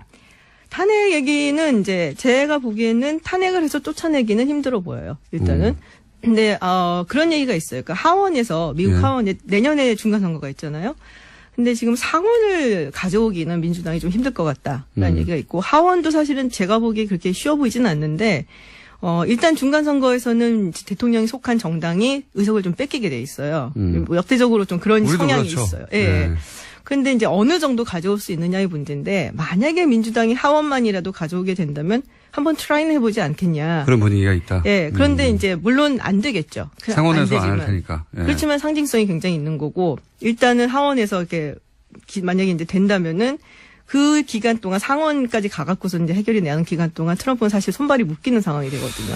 뭐 그런 분위기가 있긴 예. 있군요, 여전히. 뭐 예. 있기는 있는데 될 거라고 보는 분위기는 이제 좀 많이 사그러지는 우리도 거죠. 탄핵이 될 거라고 아무도 생각 안 했어요. 아, 그렇죠. 그거는 그렇죠. 어떤 나라도 대통령을 실제 탄핵시킬 수 있다라고 상상하진 않습니다. 그렇죠. 예, 상황이 그렇게 되어가는 경우가 있긴 있죠. 막 예. 이렇게 막 돌아가는 경우가 있긴 하죠. 공화당 내에서 트럼프 간판으로 선거 치르는 게 불리할 수 있다 이런 얘기는 있었잖아요. 그런 얘기는 없습니까? 좀 불안해들 하는데 지금 37% 굉장히 낮잖아요. 네. 근데 그러니까 공화당 유권자들 사이에서는 그래도 여전히 좀 높은 편이에요. 그쪽 70, 80%. 지지층에서는 예. 소위 중도층과 진보층이 떨어져 나갔지 네. 코가 공화당층은 아직도 남아있으니 그렇죠. 그런 상황이군요. 그리고 이제 중간 선거는 약간 좀 투표율이 좀 낮은 편이거든요. 우리나라 지방선거 비슷하네요. 예. 그래서 이제 그런 경우에는 열렬한 지지자들이 많이 나오기 때문에 그렇죠. 사실 뭐 딱히 그렇다고 보기 또 힘들죠. 자, 전반적으로 그런 상황입니다. 네. 미국에서는 이제 우리 방문 얘기를 해볼게요. 네. 미국에서는 이 동아시아를 한중일 방문하는 것에 대해서 의미 부여가 있고 중요하게 생각하나요, 현재? 사실은 이렇게 말하면 좀 그런데 관심이 제일 없어요? 중요하게 아주 관심이 있다고 보기 좀 그렇지만 그래도 굉장히 오랫동안 가는 거잖아요. 미국을 예. 비운 거기 때문에.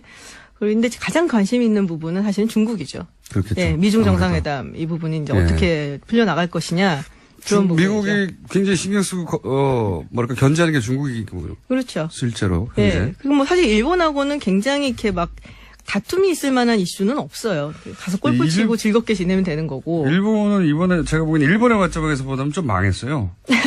이방카를 극진히 대접하는 것으로서 트럼프의 심기를 이제 트럼프에게 잘 보이고 싶었던 예. 것 같은데 이방카가 하는 강연에 사람도 안 오고. 그렇죠. 텅텅 비었다고 많이 네. 자기가 그리고 그렇게 얘기를 하죠.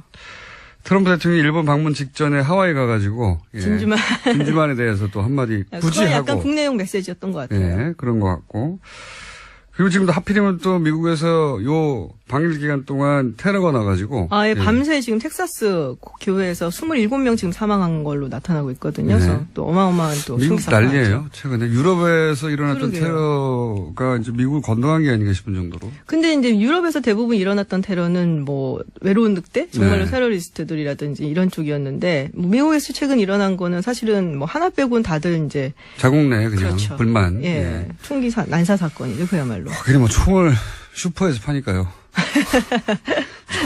총알을 K마이트에서 월마트에서 팔잖아요. 근데 예. 재밌는 게 이런 총기 난사 사건이 있으면 우리 같으면은 막 뭐 좀 해야 된다고 난리인데 오히려 총기 구입 숫자가 늘어나요. 미국 같은 경우는. 아니 그건 당연합니다. 자기를 그러니까 일반인들의 관점에서는 국가 차원에서 총기 규제를 하지 않으면 방법이 없어요. 자기가 스스로 총을 사서라도 보호해야 되는 거 아닌가 생각할 수밖에 없죠. 그게 이제 미국의 어떤 정치, 문화, 사회 컬처에 굉장히 많이 남아있는 거거든요. 그러니까 연방정부나 주정부가 날 위해서 뭘 해줄 수 있냐. 예. 그러니까는 기본적으로 나 자신을 지키기 위해서, 내 가족을 지키기 위해서 내가 총을 들어야 된다. 이게 이제 오랜 시간 동안 뭐 서부 개척 시대라든지 이럴 때 무법신 처녀가 많았잖아요. 근데 그런 그게 데서 언젠데요? 있었던 200년 전에 우리 조선시대예요. 그 얘기 라이트 들먹이는데 그냥 돈 때문에 그러는 거죠. 뭐 돈도 있죠. 예. 그리고 근데 되게 중요한 게 NRA가 우리가 뭐 돈으로 먹인다라고 생각을 하는데 총기 옆에. 예. 근데 그 사람들이 또 굉장히 풀뿌리 민주주의라고 하면 좀 이상하지만은 자기들 주장 논리죠. 그게. 네, 그거를 예. 굉장히 잘해요. 로컬에 가갖고. 그러니까 미국은 그렇게 자기가 스스로 자기를 방어하는 손조들에 의해서 세워진 국가다. 총기를 네. 규제하면 안 된다. 네. 뭐 자기 방어의 권한에 대해서 헌법에도 있잖아요. 미국 헌법에. 그건 이제 해석하는 거에 좀 다르죠. 진보가 뭐 해석하는 거, 보수가 해석하는 거. 저는 이게 다 돈 때문에 돈이 워낙 많잖아요. 우리가. 그래서 네.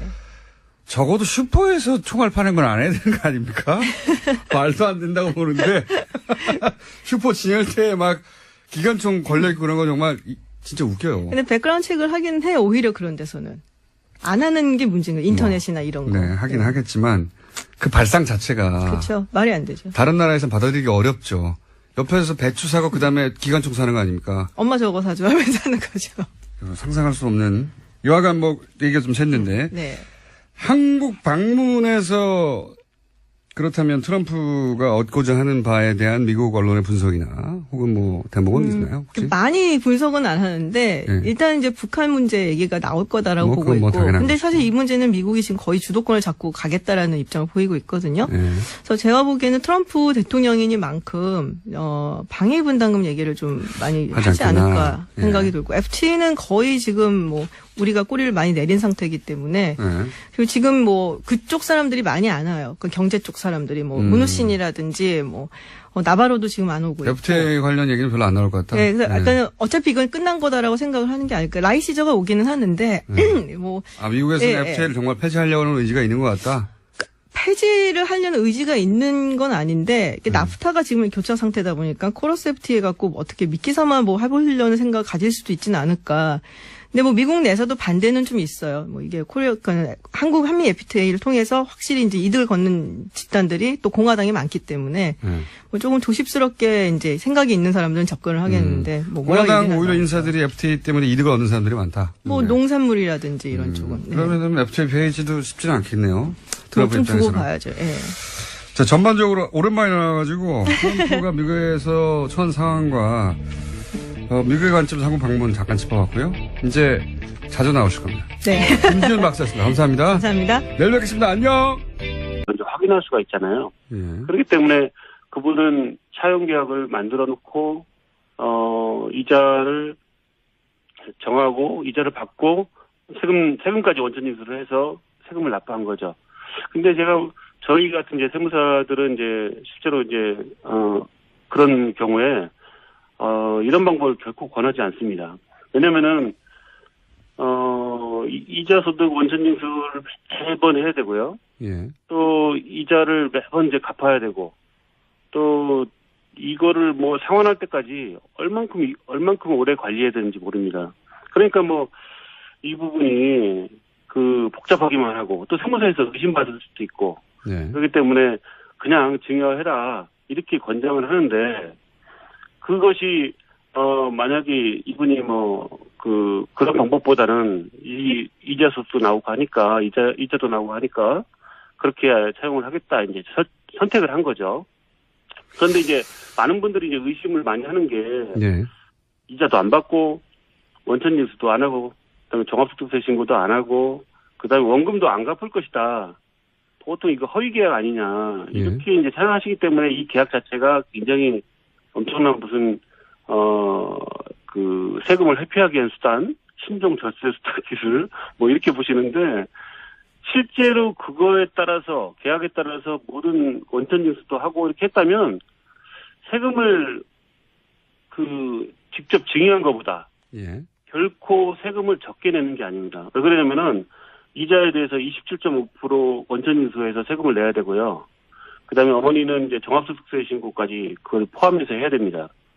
그것을 원금을 상환할 때까지 해야 되니까 미성년자가 이제 자력이 생길 때까지 계속 계약을 유지해야 되는 거죠. 알겠습니다. 그러면은 뭐 세금을 예. 엄청나게 되겠죠. 그러니까 지금 말씀의 요는 이런 거네요. 그러니까 이게 기본적으로는 상속을 하는 사람 장모의 의지이고 홍 후보자가 정하는 게 아니다. 두 번째는 이것이 절세 수단이라고 하는데 다 합쳐보면 절세되는 게 아니다. 복잡하게만 하지.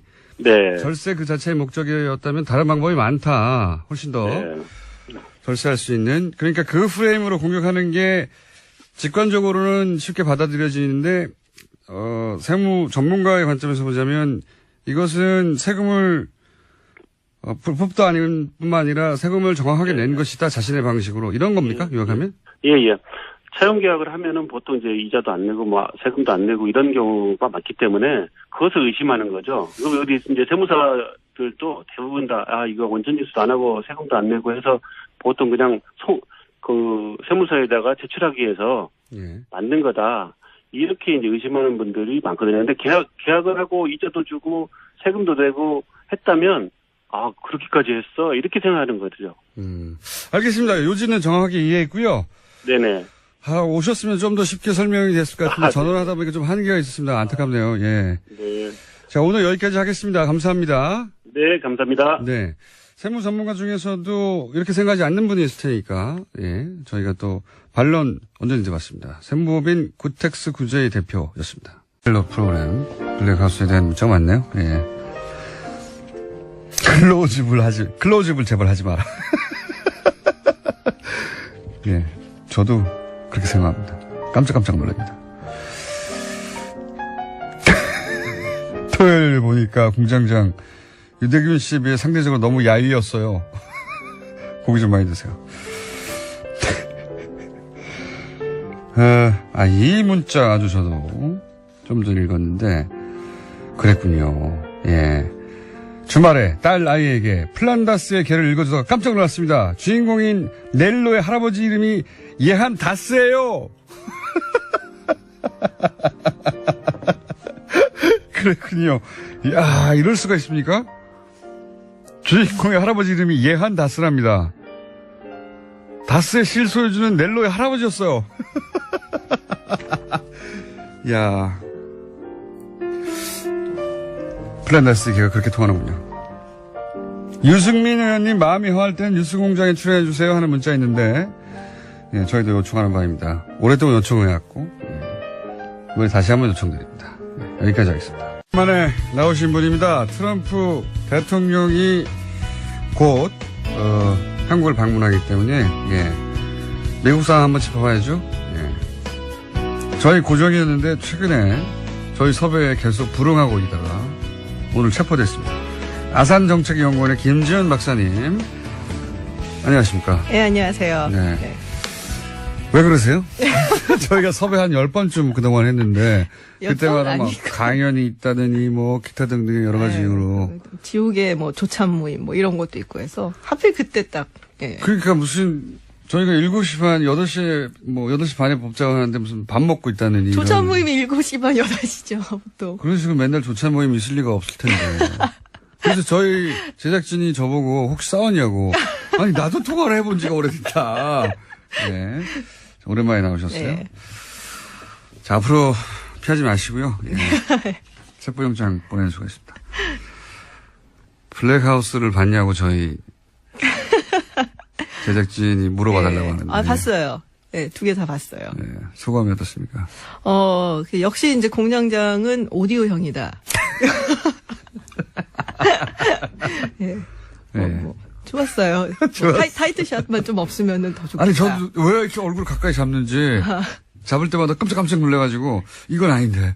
이건 아닌데. 저희 집 TV가 별로 안 커갖고 네. 다행이다. 그나마 다행이에요. 네. 그거를 막 65인치 이런 걸로 70인치로 보면 밤에 또 그것도. 그거는 폭력적입니다. 제가 보기에도 테러예요. 예. 뭐 그건 그렇고 근데 이제 이걸 물어봐 달라고 했던 이유는 아마 그런 것 같아요. 거기서 이제 트럼프 대통령 방한하니까 미국에서 이제 사실은 이건 트럼프 대통령 후보 때부터 있었던 얘기예요. 예, 후보 때부터 미국의 저명한 정신과 의사 몇 명이 오바마 대통령한테도 편지를 보내고 네. 저 사람 정신적으로 건강하지 않다고 정신과 전문의들이 그리고 뉴욕타임즈에도 메일을 보냈던 예. 정신과 전문의들이 있고 그리고 나서 이제 책도 나왔다. 네, 얼마 전에 나왔죠. 네, 책도 나왔고 그 책에 참여한 또 사람들이 또 쟁쟁한 분들이에요. 네. 그러니까 저명한 미국의 정신과 의사들이 트럼프 대통령의 정신건강 상태를 볼 때 핵버튼을 맡기면 안 된다. 위험하다. 네. 뭐 이런 식의 진단이 진지하게 미국 사회에서 나오고 있는 거죠. 농담처럼 하는 게 아니라. 그렇죠. 이게 27명으로 제가 알고 있거든요. 27명 그 정신과 의사, 심리학자들이 참여를 했는데 그 제목이 Dangerous Case of Donald Trump예요. 네.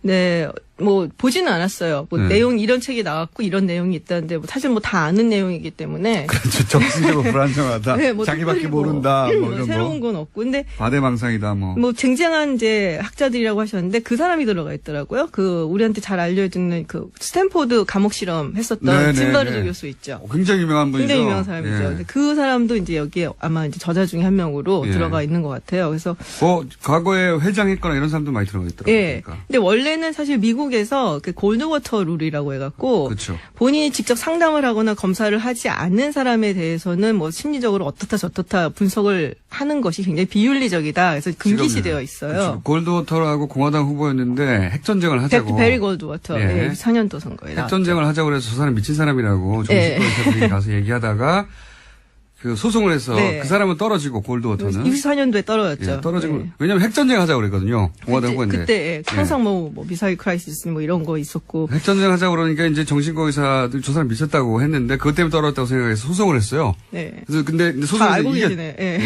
그 정도는 제가 압니다. 소송에서 이겨버렸죠. 예.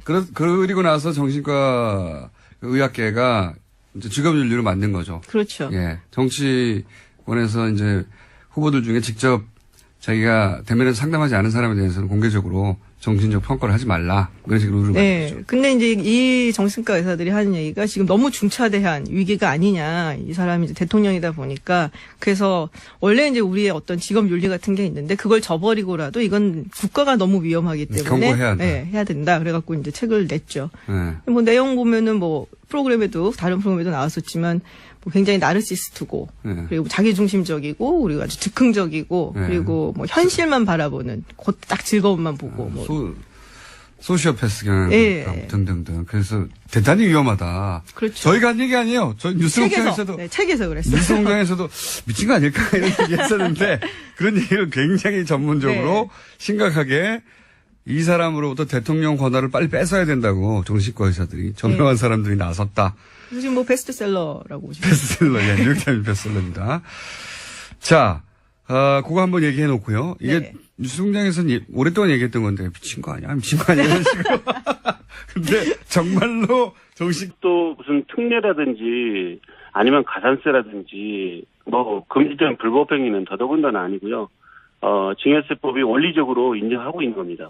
근데 이제 절세, 그러니까 뭐 불법이냐 아니냐 얘기하다가 이제 불법은 아닌 것이 확실해졌기 때문에 절세를 하려고 꼼수를 부렸다라는 이제 공격이 또 이어지는 건데 이렇게 하는 게 이게 그러니까 이제 만약 그게 절세라면 할머니가 만약에 절세를 위해서 그렇게 했는지 저도 뭐 알 수가 없지만 예, 객관적으로 보기에는 할머니가 만약에 절세만을 위하시는 분이다. 네, 그러면은요. 예, 뭐 손녀딸한테만 쪼갤 필요 없이 예. 예컨대 홍 후보한테도 쪼개고 또 다른 또 딸이 있잖아요. 증여받은 예. 그 따님이 계시다 하더라고요. 근데 그 딸도 그 자녀한테 또 쪼갤 수 있어요.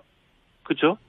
바로 그분이 다 받지 않고 여러 사람한테 뭐 10명, 20명한테도 쪼갤 수 있다는 거죠. 그러니까 절세 그 자체가 목적이었다면 이것보다 절세할 방법은 더 많다 이런 요지네요. 그렇습니다. 만약에 왜 꼭 3명한테만 쪼개야 되는 거죠? 그게 2명한테 쪼갤 걸 3명한테 쪼갰기 때문에 많은 건가요? 그렇지 않죠. 근데 5명, 6명 뭐 여러 사람한테 또 가족이 아는 사람한테도 증여할 수 있어요. 그러면서 쪼갤 수가 있거든요. 세율을 낮출 수가 있거든요. 그러니까 그거는 물론 이제 손녀딸이라는 미성년자가 들어가기 때문에 네네. 그런 의혹을 가지고 있는 것인데 세법은 그런 것들을 따지지 않는다는 거죠.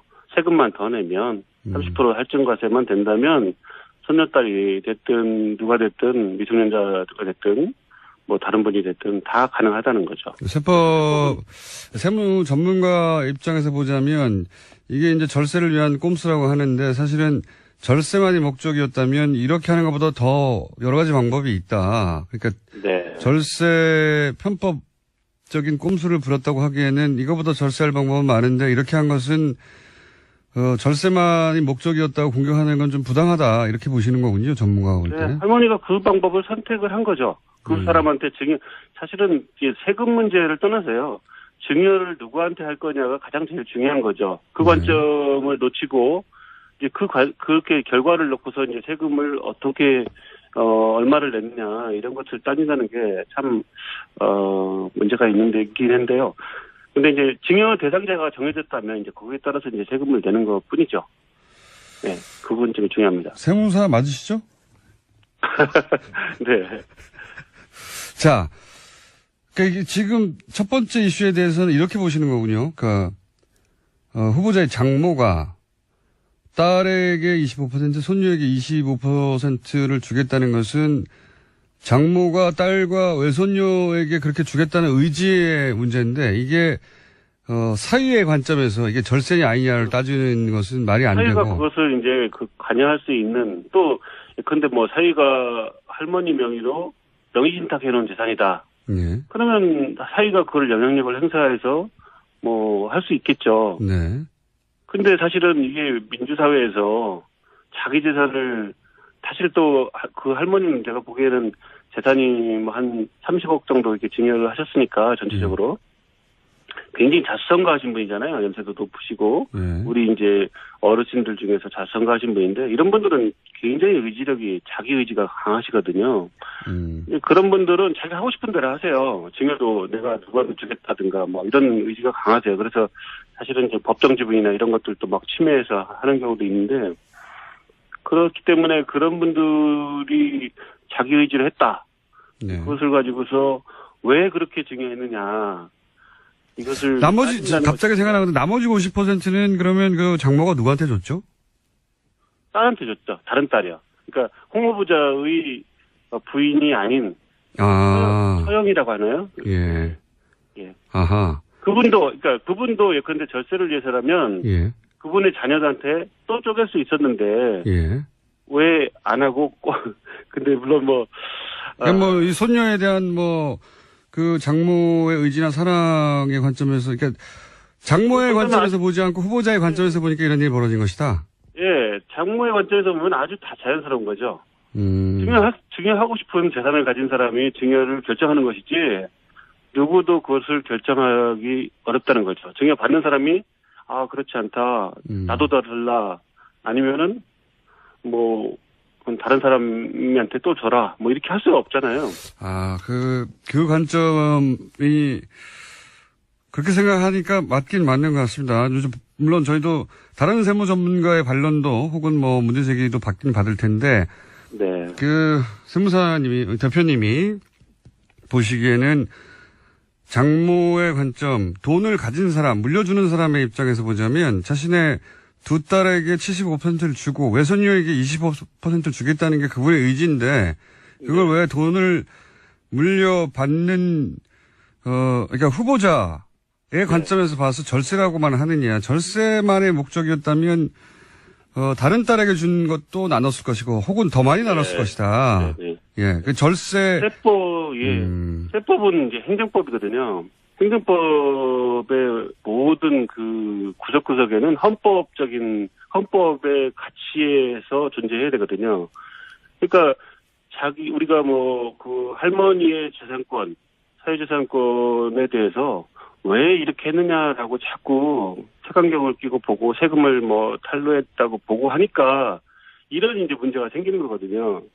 근데 이거는 할머니의 전적인 프라이버시에 관련된 문제거든요. 자, 또 한 가지요. 네. 네네. 그 절세 그 자체가 목적이었다고 보기에는 전문가 볼 때 다른 방법도 많다. 더 많이 절세할. 그렇게만 보기 어렵다. 이것은 장모 의지로 읽어야 한다. 그건 이해했고요. 네네.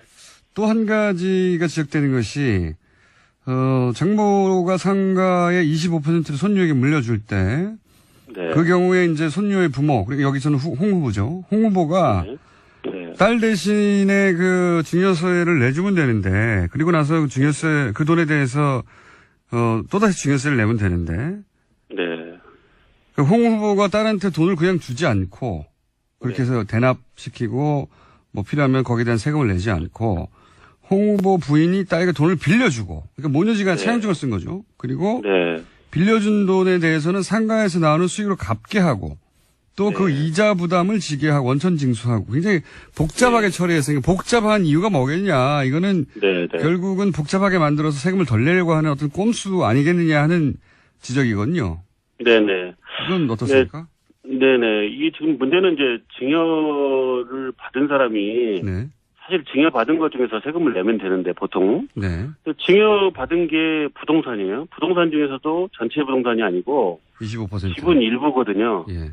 지분의 아주 극히 일부 4분의 1 지분인데 그렇게 증여받았기 때문에 증여세를 낼 수가 없어요. 현금으로 내야 되는데 그쵸. 또 부동산 지분을 가지고서 뭐 예컨대 담보를 설정해서 예. 대출받든지 세무사에다가 연부연납이나 이제 물납을 할 수도 있을 텐데 예.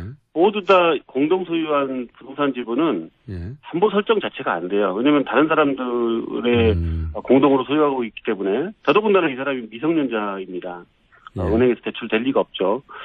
그래서 세금을 내기 위해서 이제 어떻게라도 현금을 장만해야 되는데 안 그러면 이제 날짜 납부할 날짜는 다가오고 체납자가 될 수도 있잖아요. 그래서 예. 아마도 이제 홍 후보자의 부인이 이제 돈이 있으니까 납세 의무자인 이제 딸에게 이제 세금을 낼 돈을 이제 빌려준 거죠.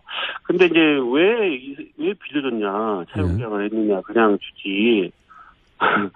이 말씀을 이제 많이 하시는데요. 예. 그것도 마찬가지잖아요. 왜 딸한테 돈을 안 줬냐? 아까는 이제 그 쪼개기 중에서는 왜 증여를 그렇게 했냐고 하고, 예. 홍 후보자의 부인한테는 왜 딸한테 돈을 증여를 안 했냐? 예. 그냥 주지 부모가 그걸 왜 빌려주는 네. 복잡한 왜 그냥- 과정을 거쳐서 이거는 빌려주면, 그러니까 그냥 주면 증여세를 또 내야 되니까 그걸 안 하고 이렇게, 빌려주는 방식으로 부모 자식 간에 차용증을 써서. 이제 부모님들이 이제 돈을 줄 때 뭐 자녀들한테 우리가 사실은 뭐 결혼한다든지 아니면은 뭐 분가한다든지 하면은 전세자금이나 약간 주택 구입자금이나 이렇게 생활자금이나 이렇게 주는 경우가 많은데 1억 정도 이렇게 주는 경우가 많은데 사실 그거 다 증여세 신고 하나요? 안 하잖아요. 그것도. 실제로는 안 하죠. 실은 이제 세법엔 다 하도록 돼 있습니다. 원래 법에서. 이제, 네. 예, 증여공제를 빼고는. 그런데 이제, 사실은 만약에 증여세를 내려고 했으면은 그냥 딸한테 이제 대신 내주거나 이런 게 보통이죠, 사실은요. 그러니까요. 그렇게 근데 왜 안 이게- 했냐고 묻는 거죠, 지금. 예. 예. 근데 이제 그 세금 신고도 안 하고 하는 경우가 많으니까 이제. 실제로는. 그런 경우가 많은데, 이분은 이제, 안 되겠다. 이렇게라도 해서 내가 세금을, 정상적으로 내게 하고, 이자까지 내가 받아야 되겠다. 그러니까 이제, 어떻게 보면은 증여세 신고하게 되면 증여세를 미성년자가 어떻게 됐는지를 세무서에서 오늘 여기까지 해야 되겠습니다. 시사인의 김은지였습니다. 감사합니다. 국민 여러분, 안녕하십니까. 여러분의 귀염둥이 MB 인사 올렸습니다. 까꿍. 국민 여러분, 나는 평소에 탈세가 범죄이듯 공직자가 예산을 낭비하는 것도 일종의 범죄라고 생각하고 있습니다. 더구나 가장 어려운 사람이 가야 할 돈을 횡령하는 것은 용서받지 못할 범죄입니다. 저는 그런 확신을 가지고 있습니다. 진우, 들었나? 네가 나를 아직 잘 모르는 모양인데 사실은 나 이런 사람이야. 들었지? 그러니까 앞으로 좀 잘해. 오해도 좀 풀고 간다. 나도 보자가 내한테 저런 말을 했냐, 나 진짜로? 아니, 하도 마명수를 많이 한 말이야. 이건 특히 내 기억이 안 나. 내 진짜 했냐, 이거? 그래? 나 이거 왜 기억이 안 나지? 내 저런 말 했어? 보신 분들도 있고 인터넷에서 이 클립이 포털에 올라왔었기 때문에 그때 보신 분들 있을 텐데 썰전 유명한 JTBC의 프로그램입니다. 다들 아실 텐데 여기서 이제 박형준 교수가 다스에 관해서 양심 선언이라며, 양심이라뇨. 아유. 양심 선언이라며, 다스와 관련된 나름의 방식으로, 예, 사건을 정리한, 방송이 있었습니다. MB 측의 공식 입장이라고 봐도 무방합니다. 네, MB의 핵심 당사자들, MB 관련자들은 다 이렇게 얘기합니다. 프레임이 딱 이런 거죠. 네, 김경준에게 사기를 당했습니다. 예, 사실 박형준이라는 사람이 MB의 선대위 대변인을 했었어요. 나경원 그 의원과 함께. 근데 박형준 씨는 지금도 그렇고 그때도 그렇고 MB의 복심이라고 저는 파악하고 있습니다. 저는 그걸 보면서 혹시 방송 사고 수준이 아닌가 할 정도로 길을 의심했습니다. 그분이 자기가 대변인이라고 하면서 정말 완전 MB 개인의 대변인 역할을 아니요. 한 걸로. 그래서 봅니다. 저는 공식적인 입장이 나온 것 같아서 감사하고 기쁘더라고요. 네, 좋아요. 요 박형준 교수가 얘기한 프레임이 사실은 이명박 후보 시절의 프레임이기도 하고 검찰이 특검에서 발표한 프레임이기도 하고 지금도 여전히 10년 동안 주장하는 프레임입니다. 네, 근데 이제 그걸 보다가 이제 두 전문가 분들이 벌떡 일어나서 이거 말도 안 된다고 이거 가지고 1시간 동안 1시간이 뭡니까? 몇 시간 동안 얘기할 수 있다고 하셨으나 3박 4일. 오늘은 그 중에 몇 가지만, 예, 두세 가지 정도만 이게 이 프레임이 왜 사실과 다른가 짚고 그리고 박형준 교수님도 발언 기회가 있어야 되니까, 예. 저희 방송에 나와서, 왜냐면 다른 방송에서는 말이죠. 박형준 교수님만큼 아는 사람이 없어요. 그래서 박형준 교수가 얘기하는 것에 대해서 반박하기 어렵습니다. 그 자리에서. 잘 모르니까. 저희는 아주 자세히 알고 있어요. 그러니까 저희 방송에 나오시면 저희가 즐거운 대화 상대가 되어드리겠습니다. 네. 뭐. 섭외 한번 들어가겠습니다. 네네. 일단 양심 고백이라고 했던 양심에 대한 단어부터 조금 다시 고쳐주고 싶은데요. 이건 그거는 이제 네. 개인적으로 하시고요. 양심 고백이 아니라 양심 매각 아닌가요? 그런 얘기는 당사자가 있을 때 하시고요. 자, 그냥 사실관계 여기서 좀 아는데 굵직한 것만 얘기해보죠. 이명박 전 대통령을 만나기 전에 이미 김경준 씨가 BBK를 설립한 것이다. 여기서부터 출발해요, 사실은. 그러니까 BBK 이미 있었다는 거죠. 김경준 씨 혼자서 사업하려고. 근데 이제 나중에 만나서 이제 두 장을 보면 김경준 씨는 99년 초에 이명박 전 대통령을 만나서 몇 달 후 4월에 BBK를 만든다. 김경준 씨의 주장입니다. 네. 이명박 전 대통령은 아니다. 2000년 2월에 만났다. 이렇게 돼야 이제 BBK 설립한 뒤가 되거든요. 이후. 그래서 BBK 설립은 김경준이 한 거고 나는 안 했다. 이런 주장인데 이런 주장을 고수한 이제 박형준 교수도 얘기한 겁니다. 이게 왜 아닙니까? 그 2002년에 만난 건 아니고요. 그 당시에 2000년 2월. 예. 2000년 2월에 만난 건 아니고 그 전에 에리카 김하고 이명박 씨가 미국에 건너가 있는 동안에 그때 네.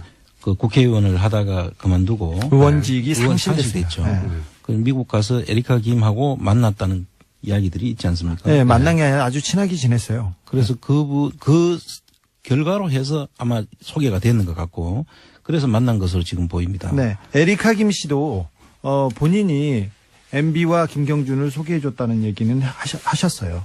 그런데 그 김경준 씨는 부인하고 있어요. 이 얘기만 나오면 아주 뭐 굉장히. 그건 뭐 이해갑니다. 가족끼리. 네, 그럴 수 있죠. 이 사건을 연루시키고 싶지 않은 동생의 마음이겠죠. 예. 자, 99년 4월에 BBK를 김경준이 설립했다고 얘기했습니다. 그리고 자기는 전혀 모른다고 얘기했는데 이명박 대통령은 모른다고 했죠. 모른다고 했죠. 근데 이명박 대통령이 자기가 새로운 사업을 했다. 그리고 새로운 회사를 세웠다고 떠들고 다닌 게 바로 설립 직후부터 주변에 얘기하고 다녔어요. 그리고 명함과 그다음 동영상과 그게 99년 지나서 2000년에 다 집중되고 있는데. 근데 처음 만들 때 자본금이 5천만 원으로 시작을 했다고 5천만 원은 투자 회사가 허용이 안 되는 그런 기준입니다. 예, 그래서 그거를 삼성생명 빌딩에 그렇죠. 17층에 그 회사를 만드는데 5천만 원으로 사실 그 안에 임대료도 다 못 내는 상황이잖아요. 보증금도 안 됩니다. 중구에 있는 삼성생명 빌딩 17층에 거의 전축을 썼거든요.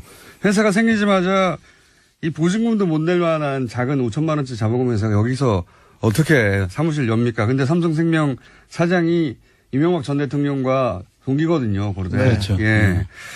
실제 그리고 삼성생명이 나중에 100억을 투자하죠. 그렇습니다. 예, 100억을 투자하고 이 얘기하니까 이제 사실은 투자자들, 소위 BBK의 투자자들이 다 김경준 씨는 알 수가 없는 사람들이에요. 네. 그렇습니다. 아니, 진짜. 이명박 대통령 친구, 그리고 동료, 그리고 교회에서도 투자를 했어요. 진짜 웃긴 게 그 장로 장신대 쪽에서 4억인가 몇 억 투자했잖아요. 네네. 예. 근데 그 교회, 그 소망교회. 이명박 장로였죠. 여기. 네. 그리고 하나은행에서도 투자할 때 이명박 씨의 친구죠. 그 회사이기 때문에 투자했다는 내부 문건이 있습니다. 그 안에. 네네. 네. 그리고 나중에 그 BBK가 좀 잘못되자마자 BBK에 돈을 달라고 얘기하지 않고 김경준한테 돈 달라고 얘기하지 않고 다 이명박 대통령한테 돈 그렇죠. 달라고 하고 심택이. 고발하고 네. 그다음에 내용 증명 보냈죠. 심택이 나중에 돈을 돌려달라고 소송을 하면서 소송 대상을 이명박 씨와 그 김경준 씨 둘을 상대로 해서 소송을 합니다. 일단 MB 쪽에서 김경준이라는 국제 금융 사기꾼한테 사기를 당했다고 얘기를 하는데 근데 모든 다른 피해자들은 MB한테 사기를 당했어요. 이거는 어떻게 할 거예요? 당했다고 주장했죠. 그때 당시에. 예.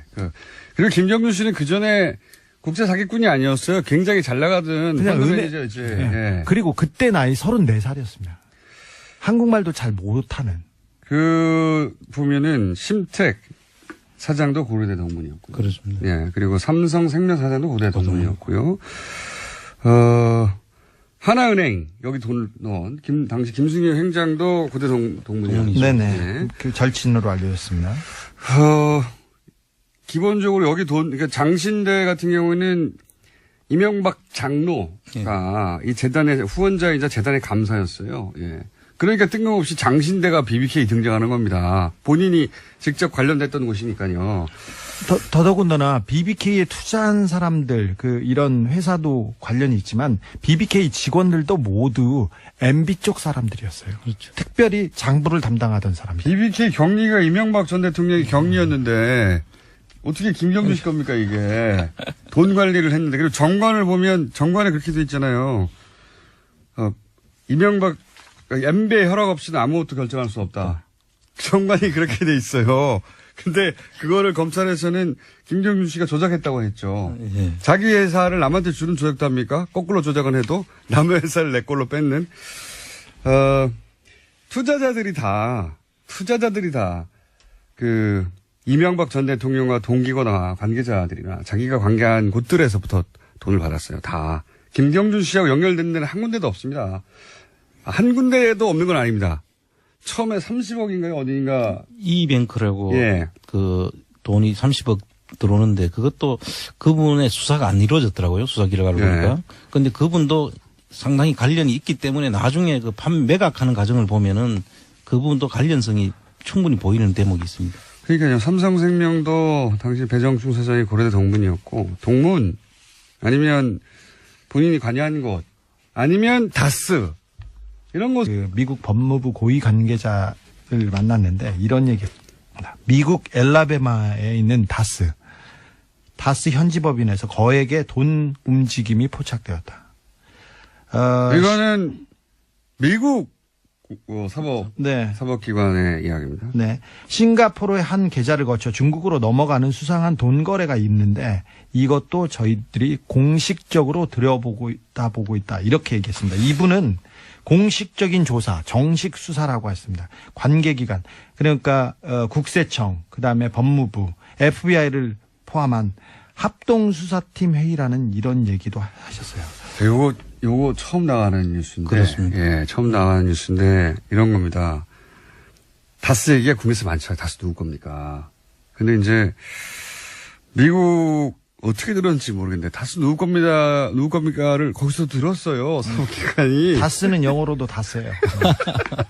다스 누구 겁니까를 거기서도 들었고 그것이 전직 대통령과 관련이 있고 그 자회사가 미국에 있다는 걸 알고 미국의 사법당국도 요 사안에서 들여다보기 시작했다. 처음으로 전하는 소식입니다, 저희가. 네. 사법당국이 들여다보기 시작했다. 큰일 났다. 아이고, 신난다. 그런 뉴스를 전해드리고요. 얘기를 하나만 더 하자면 지난 6월에 이분 이제 미국 고위 관료의 멘트입니다. 지난 6월에 싱가포르 DBS 은행은 우리가 MB의 저수지가 있을 것으로 저하고 주준희 씨가 6년 전에 예, 방문했던 곳입니다. 예. DBS 은행에서 중국 HSBC 은행으로 넘어간 2천만 달러가 다스와 연관된 것으로 보고 있고 이 싱가포르 계좌에는 포스코, 효성 등 한국의 대기업도 연관이 돼 있는 것으로 알다. 이렇게. 이거 정말 이 이야기는 주진우 기자나 저나 상상을 하는 얘기가 아니고요. 예. 이거는 미국에 가서 그 사법당국의 관계자로부터 직접 들은 이야기입니다. 네. 사실 예전에 저희 둘이서 이런 얘기 많이 했었거든요. 싱가포르 뭐 어쩌고저쩌고 주장했었는데 다 음모론자라고 예. 자. 연락이 두드러 맞았는데 거의 이때잖아요. 미국 사법당국에서 네. 보고 있다고. 이 부분에 대해서는 지난 국정감사에서 송영길 의원이 잠깐 멘트를 하기도 했어요. 그러니까 크게 얘기하진 않았는데 포스코 효성을 P사의 H사로 얘기하면서 이명박 전 대통령이 해외 계좌를 통해서 상당한 자금을 운영했고 해외 법인과 차명 비자금을 거래한 사실을 제보받았다. 이에 대해서 얘기해달라고 송영길 의원도 얘기했는데 이게 궤를 같이 합니다. 자, 하나만 더 한 발짝 1분밖에 안 남았어요. 더 예. 들어가면 미국 수사기관이 MB의 계좌를 들춰보는 과정에서 수상한 계좌를 하나 발견하고 그걸 공개합니다. 공개했다기보다는 입수한 거죠. 네, 일부를. 제가 입수했습니다. 네. 입수했는데 공개를 어디서 했어요? 여기 밖에 안 하는데. 이 계좌에 이 계좌는 이명박 대통령의 돈 거래와 관련된 계좌입니다. 계좌를 공개했는데 공개한 게 아니라 입수했다니까. 계좌의 명의는 홍석현 중앙일보 여기서 좀 충격입니다. 예. 중앙일보 저도 JTBC 이야기 듣고 좀 충격받았는데. 예. 전 회장입니다. 그리고 홍콩 메릴린치 은행의 계좌번호 1370 거기까지만 하고. 땡땡땡땡. 그러니까 그리고 이게 뭐냐면 1373 땡땡땡땡. 미국 사법당국이 국내에서 닷새기가 나오니까 미국에 있는 계좌를 들여다보고 의심 계좌를 찾다 보니 홍석현 계좌의 이름이 중간에 나왔다. 오늘 여기까지 하겠습니다. 우리나라 검찰의 분발이 기대됩니다. 주진우 아는고 두 분이었습니다. 홍종학 장관 후보자 납세 방법에 대해서 논란이 있는데 그런데 세무사로서 이건 잘 몰라서 일어난 논란이라고 해설하는 글을 페이스북에 게재를 하셨습니다. 우선 왜 이런 글을 굳이 페이스북에 올리신 건지요? 네, 세금이나 이제 세법에 관한 문제가 굉장히 전문적인 내용이잖아요. 네. 근데 세금 문제가 이제 사회적 이슈가 될 때마다 많은 국민들이 이제 혼란스럽습니다. 그렇습니다. 어떤 어렵습니다. 게 맞는 말인지. 네. 네.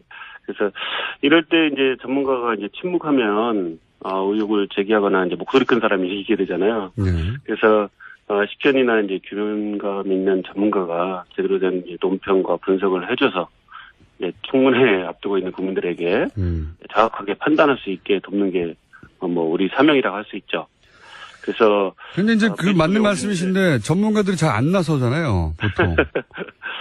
글쎄요, 각자의 의견이 있기 때문에 그렇겠지만 그래도 균형감 있는 전문가라면 네. 한번 의견을 개진하고 그것에 대해서 논쟁도 또 하고 할 수 있겠죠. 근데 많은 분들이 직접 글을 쓰는 거는 굉장히 좀 망설이더라고요. 네. 근데 저도 세무사 단체를 이끌었습니다마는 많은 이제 세무사들을 제가 만나서 얘기 들어보면 저하고 거의 의견이 일치합니다. 네. 알겠습니다. 참여연대에서 조세개혁 부소장도 지내셨고, 예. 한국세무사고시회 회장도 하셨고, 자격은 충분한 것 같습니다. 근데, 요는 전문가라면 그렇게 어렵지 않게 판단할 수 있는 사안인데 너무 복잡한 세법이다 보니 정치적 공방 속에서 이게, 잘못 알려지고 있다. 그래서 내가 굳이 써서 이렇다라고 해설해 줘야 되겠다는 생각을 하셨다는 거잖아요. 예. 네, 그렇습니다. 자, 그럼 구체적으로 쟁점을, 간단하게 추려 볼 테니까 일반인도 이해할 수 있게 좀 설명을 부탁드립니다.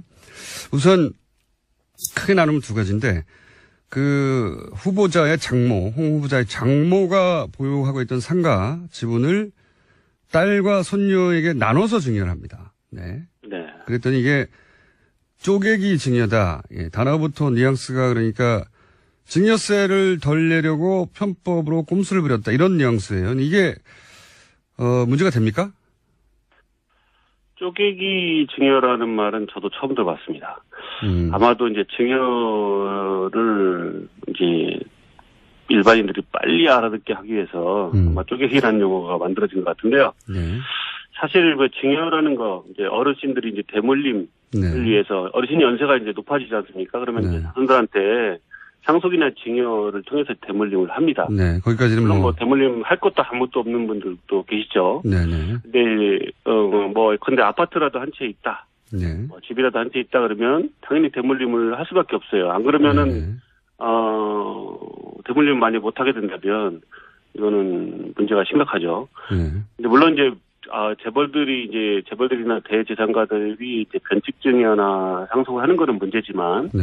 일반 이제 어르신들이 연세가 높아지고 돌아가실 때가 돼서 건강도 안 좋고 이제 더 이상 지체하면 안 되겠다 싶어서 이제 증여한다든지 이런 것들은 우리가 일상적으로 그렇죠. 이제 예, 뭐, 그건 하는 뭐, 거거든요. 대단히 흔히 항상 있는 일입니다. 네. 네. 왜냐하면 이제 그동안 이제 산업화 이후에 우리 그 어르신들이 고생하고 해서 재산을 이렇게 집이라도 한 채 마련하고 또 열심히 살아왔기 때문에 하나씩 뭐 가지고 있다고 볼 수 있는데 그것을 만약에 증여나 상속이 안 된다 그러면 이제 큰일 나는 거죠. 예, 그것까지는 뭐 문제가 없는데 여기서 이제 네네. 쪼개기 증여다. 왜 네네. 예를 들어서 딸에게 다 주지 않고 혹은 뭐 아들에게 다 주지 않고 이렇게 나눠서 줬냐? 이건 뭐 세금을 덜 내려고 하는 거 아니냐? 그런 의미에서 쪼개기라는 단어를 썼겠죠. 근데 할머니를 비난하는 거잖아요. 이게 누구를 비난하는 장모, 예, 그렇죠. 정확하게 예. 그 장모님을 비난하는 건데 그분이 이제 어떻든 증여의 당사자니까. 근데 세법에서 이제 할머니가 이제 손녀딸에게 이제 증여하는 것 같이 이렇게 예. 세대 생략 증여라고 하거든요. 예. 그러니까 중간에 이제 그 한 세대를 건너뛰어서 네. 이제 손녀딸한테 이제 증여한 것이 예. 세법에서 금지하고 있는 행위냐? 예. 절대 그렇지 않다는 거죠. 딸에게 25%, 손녀에게 25% 이렇게 줬죠. 예. 네네네. 그렇게 했는데 딸한테 한 거는 뭐 지금 쪼개기라고 하진 않는 것 같아요. 네. 근데 손녀딸한테 한 거를 지금 이야기하는 거니까 네. 거기에 집중해서 얘기하면 어쨌든 세대 생략 증여가 이제 됐기 때문에 쪼갰다. 예. 근데 이제 그것 자체도 세법은 가산세도 아니고 뭐 금지된 불법 행위는 더더군다나 아니고요. 예. 30% 정도 세금만 더 내면 할증과세를 하면 인정하고 있어요. 오히려 할증과세가 됩니까? 특례도 아니고 네. 증여세의 계산 방법입니다. 그러면 이런 식으로 가산세라든지 뭐 이런 것도 아니고요. 딸에게 50%를 주지 않고 딸에게 25, 손녀에게 25% 이렇게 주는 경우에 할증세가 붙나요, 오히려? 네. 딸한테는 이제 그 정상적으로 이제 자녀한테 준 거기 때문에 예. 할증과세가 안 되지만 손녀한테 증여한 거는 많은 사람들이 이제 의혹을 가지고 있듯이 세대 생략을 했기 때문에 세금이 줄었다라는 이제 관점도 있잖아요. 예. 그렇기 때문에 이제 그 증여세만큼에 대해서 근데 현재 가치나 이런 걸 감안해서 세법이 바보가 아니기 때문에 예. 30% 정도 세금을 할증하는 제도를 두고 있는 거죠. 그래서 세대 생략 증여를 했다 하더라도 다 세법이 정한 대로 그것에서 다 돈이 들어오는데 김경준 씨가 저런 것도 있어요. 김경준 씨가 돈을 이제 다스로부터 받지 않습니까? 예. 근데 당시 사장이 LA에 법원에 가가지고 재판을 받을 때 법정 진술하는 것들이 남아 있어요. 국내가 아니라 거기서 그때 뭐 그런 질문들을 합니다. 당신이 김경준 씨가 판사가 묻는 거예요. 그 다스 사장한테 김경준 씨를 투자 이전에 만난 적이 있나? 없다. 예. 그 이후에도 만난 적이 없고요. 딱 30분 만났습니다. 그러니까요. 190억을 투자하는 회사의 사장한테 이 김경준 씨를 만난 적이 있냐 그러니까 없다. 그러면 김경준 씨 투자 관련해서 회사가 논의한 적이 있냐? 없다. 그대로 남아있어요. 심지어는 그 190억 중에 9억을 LKE를 만들 때 김경준 씨 유상증자 대금으로 쓰였다고 검찰에서 밝혀놨어요. 자, 이 다스가 190억입니다. 당시 다스의 뭐라고 그러죠? 남아있는 순이익이나 뭐 영업이익보다도 훨씬 큰 그렇죠. 이익여금보다도 훨씬 더 큰 금액을 지금 회사가 잘못하면 망할 수도 있는. 그렇죠. 예, 그런 돈은 190억을 확 쏟아부으면서 그 사장은 그 투자 대상인 김경준 씨를 만난 적도 없고 회의를 한 적도 없는데 만난 지 30분 만에 190억을 투자를 해요. 말도 안 되지 않습니까? 그런데 여기에 대해서 이명박 전 대통령이 자, 그러면 회사가 그렇게 30분 만에 투자 결정을 했는데 그럼 이상은 그리고 누굽니까? 형 이상은하고 김재정 씨. 그러니까 최대 두 사람, 주주들이죠. 예, 그 두 사람이 물어봤느냐. 김경준 씨가 어떤 사람이냐고. 김경준 씨를 만난다고 하고 있었으니까요. 그렇죠. 물어봐야 될 거 아닙니까? 회사가 운명이 걸린 190억을 투자하는데 이명박 전 대통령에게 김경준 어떤 사람이냐고 물어봤냐고 물어보니까 본인은 모른다고. 네. 가족들인데 자기하고 같이 사업하고 있는 김경준 씨에 대해서 이명박 전 대통령한테 안 물어봤다는 거예요. 자기는 모른다고 한 번도. 예. 그러니까 아무도 이 190억에 대한 투자가 어떻게 이루는지 모르는 거예요. 심지어 김경준 씨는 김재정 씨를 집사인 줄 알았어요. 정말 집에서 허드렛 일을 하는 집사인 줄 알았고요. 왜냐면 이명박 전 대통령 집에 갔더니 네. 집사 같은 사람이 있어가지고. 잠바 입고 일하고 있었답니다. 네, 그리고는 저 사람 누구냐고 그랬더니. 이상은 회장에 대해서는 알지도 못합니다. 자, 190억을 투자한 다스의 사장은 김경준 씨를 그때 처음 받고 30분 만에 190억을 투자한 거예요. 예. 어떻게 이게 다스의 결정입니까? 자체적으로. 자, 이거 하나만 해도 할 말이 진짜 많은데. 이 10개인데 하나를 했어요. 이렇게 하면 어떻게 해? 방송을. 하나만 가지고 넘어가야 하는 것 같아요. 아유, 어떻게 해? 이제 다 끝났어. 아니 10분 남았는데 너무 많이 했네. 아니, 이제 박형준 교수님이 한 말이 너무 많아가지고 다 짚어야 되는데. 1번이에요. 지금 10번 중에 1번이에요, 지금. 그러니까 박형준 교수님이 한번 출연해 주십시오. 저희가 섭외 한번 들어갈 테니까요. 네. 이 시간에 같이 나와가지고 알고 계신 거 굉장히 자세히 알고 있더라고요. 예. 뭐, 여권을 7명 여권을 조작해가지고, 예. 외국인이 투자한 것처럼 만들었고, 이건 이제 정말 자세히 알지 못하면 모르는 내용들이거든요. 그렇습니다. 너무 자세히 알면서 알기 때문에 왜곡을 시킬 수 있었지 않나 싶은데 제 그러니까 생각에. 중요한 포인트들만 딱딱 정반대로 해석하는. 그렇습니다. 예, 저희하고는 정반대로 해석하는 그런 얘기들 하던데, 너무 많네, 이거. 그래도 다 하려고 그러니까? 몇 개는 해야죠, 중요한 거. 근데 또 주진우 기자가 또 뭐 들고 왔다고 그래가지고요. 참. 이것도 해야 되고 또 네. 새로 진도도 나가야 되는데. 스위스 검찰이 다스에 강제 송금했다고 하는데 검찰은 그 강제 그거 하나만 송금할 할까요? 예, 능력이 없고요. 그런 권한이 없어요. 그 스위스 검찰에 그 소송을 한 거는 맞아요. 다스가. 그런데 이게 참 웃기는 표현 아닙니까? 스위스 검찰이 다스에 강제 송금을 한 것이다. 돈을 어쩔 수 없이 받았다는 거예요. 다스가. 주니까 강제로. 예. 이런 강제가 다 있나. 아니 저기 140억을 받아! 강제로 준 거지. 이게 말이 안 되는데. 아니, 김경준 쪽에서 보내려고 편지도 썼지 않습니까? 검찰에 에리카 김 누나가 언제 가니까 좀 잘 봐줘라 이렇게 하면서 어떻게 처리하겠다 이렇게 편지를 쓰고 김경준이 저기 다스로 송금한 건데 이걸 무슨 스위스 검찰이 강제로 송금을 그러니까 다스에 이명박 했다는 전 대통령을 피해자로 만들려고 하다 보니까 이런 이제 무리수의 표현들이 나오는데. 네.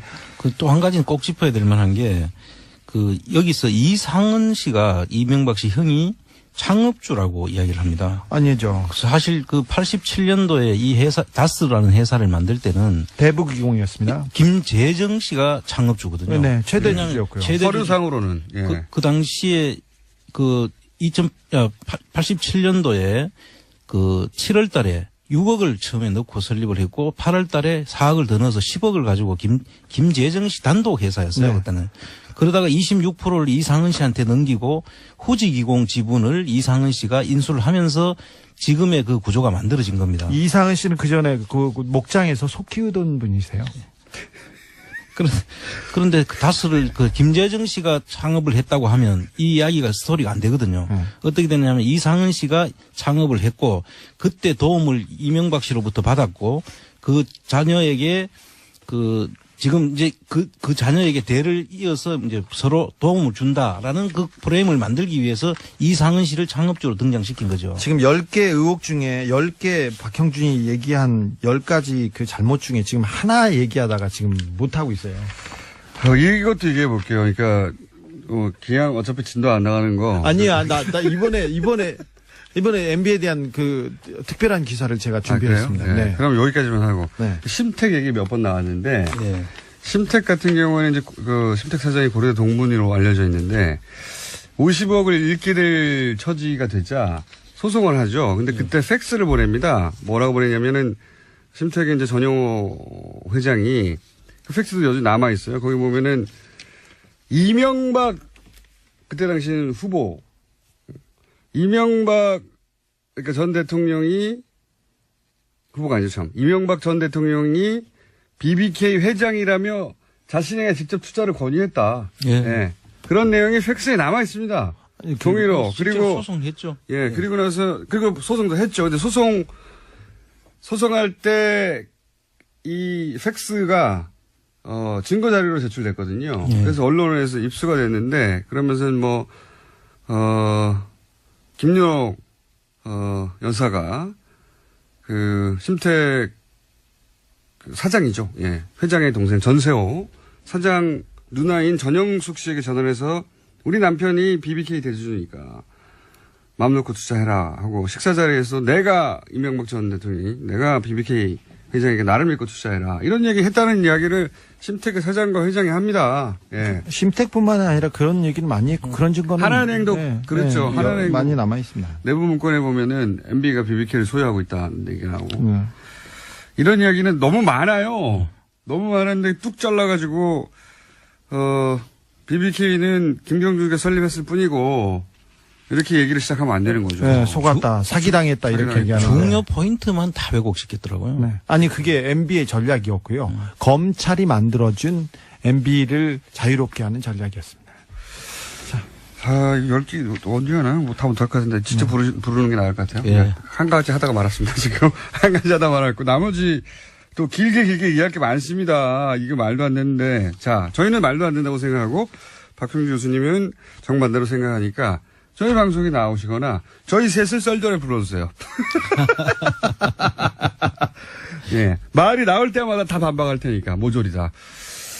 자 그런데 주진우 기자가 이제 요건 요것대로 두고요. 이어서 보따리 점점 두꺼워지고 있어요. 아니 이건 보따리 다른 보따리예요. 아, 다른 보따리. 지난번에 2번 보따리구나. 2번 다스의 이제 장부들과 그리고 네. 비자금 회사들의 그 내역서를 가지고 있는데 이거는 다른 기자들의 많은 참전 부탁드립니다. 네. 또 다른 보따리 2번 보따리 들고 왔는데 네. 오늘 할 이야기는 사실 그 비자금들 대부분 해외에 있다 이렇게 추정되지 않습니까? 그러니까 해외에 사실은 사법기관들이 도와줘야 되거든요. 그렇습니다. 도와주거나 이 사안에 관심을 가져야, 찾을 수 있지. 해외 계좌를 우리가 막 열어올 수가 없잖아요. 그 그렇습니다. 나라 국가의 사법기관들이 움직여줘야 되는데, 그거 관련해서 취재가 좀 있습니다. 해외 사법기관들이 비자금에 대해서 관심을 가지고, 수사에 착수했다 하는 첩보를 주진우 기자가 좀 가지고 왔어요. 예. 잠깐만 소개해 주십시오. 네. 최근에 외신에서 이명박 대통령의 구속 가능성에 대해서 기사가 나오기 시작했습니다. 더불어서 미국 수사기관에서도 이명박 대통령의 수상한 돈 흐름을 포착해서 수사에 나선 것으로 확인됐습니다. 다 조심스럽네. 네. 말을 더듬고. 제가 미국 가서 워싱턴에서 만난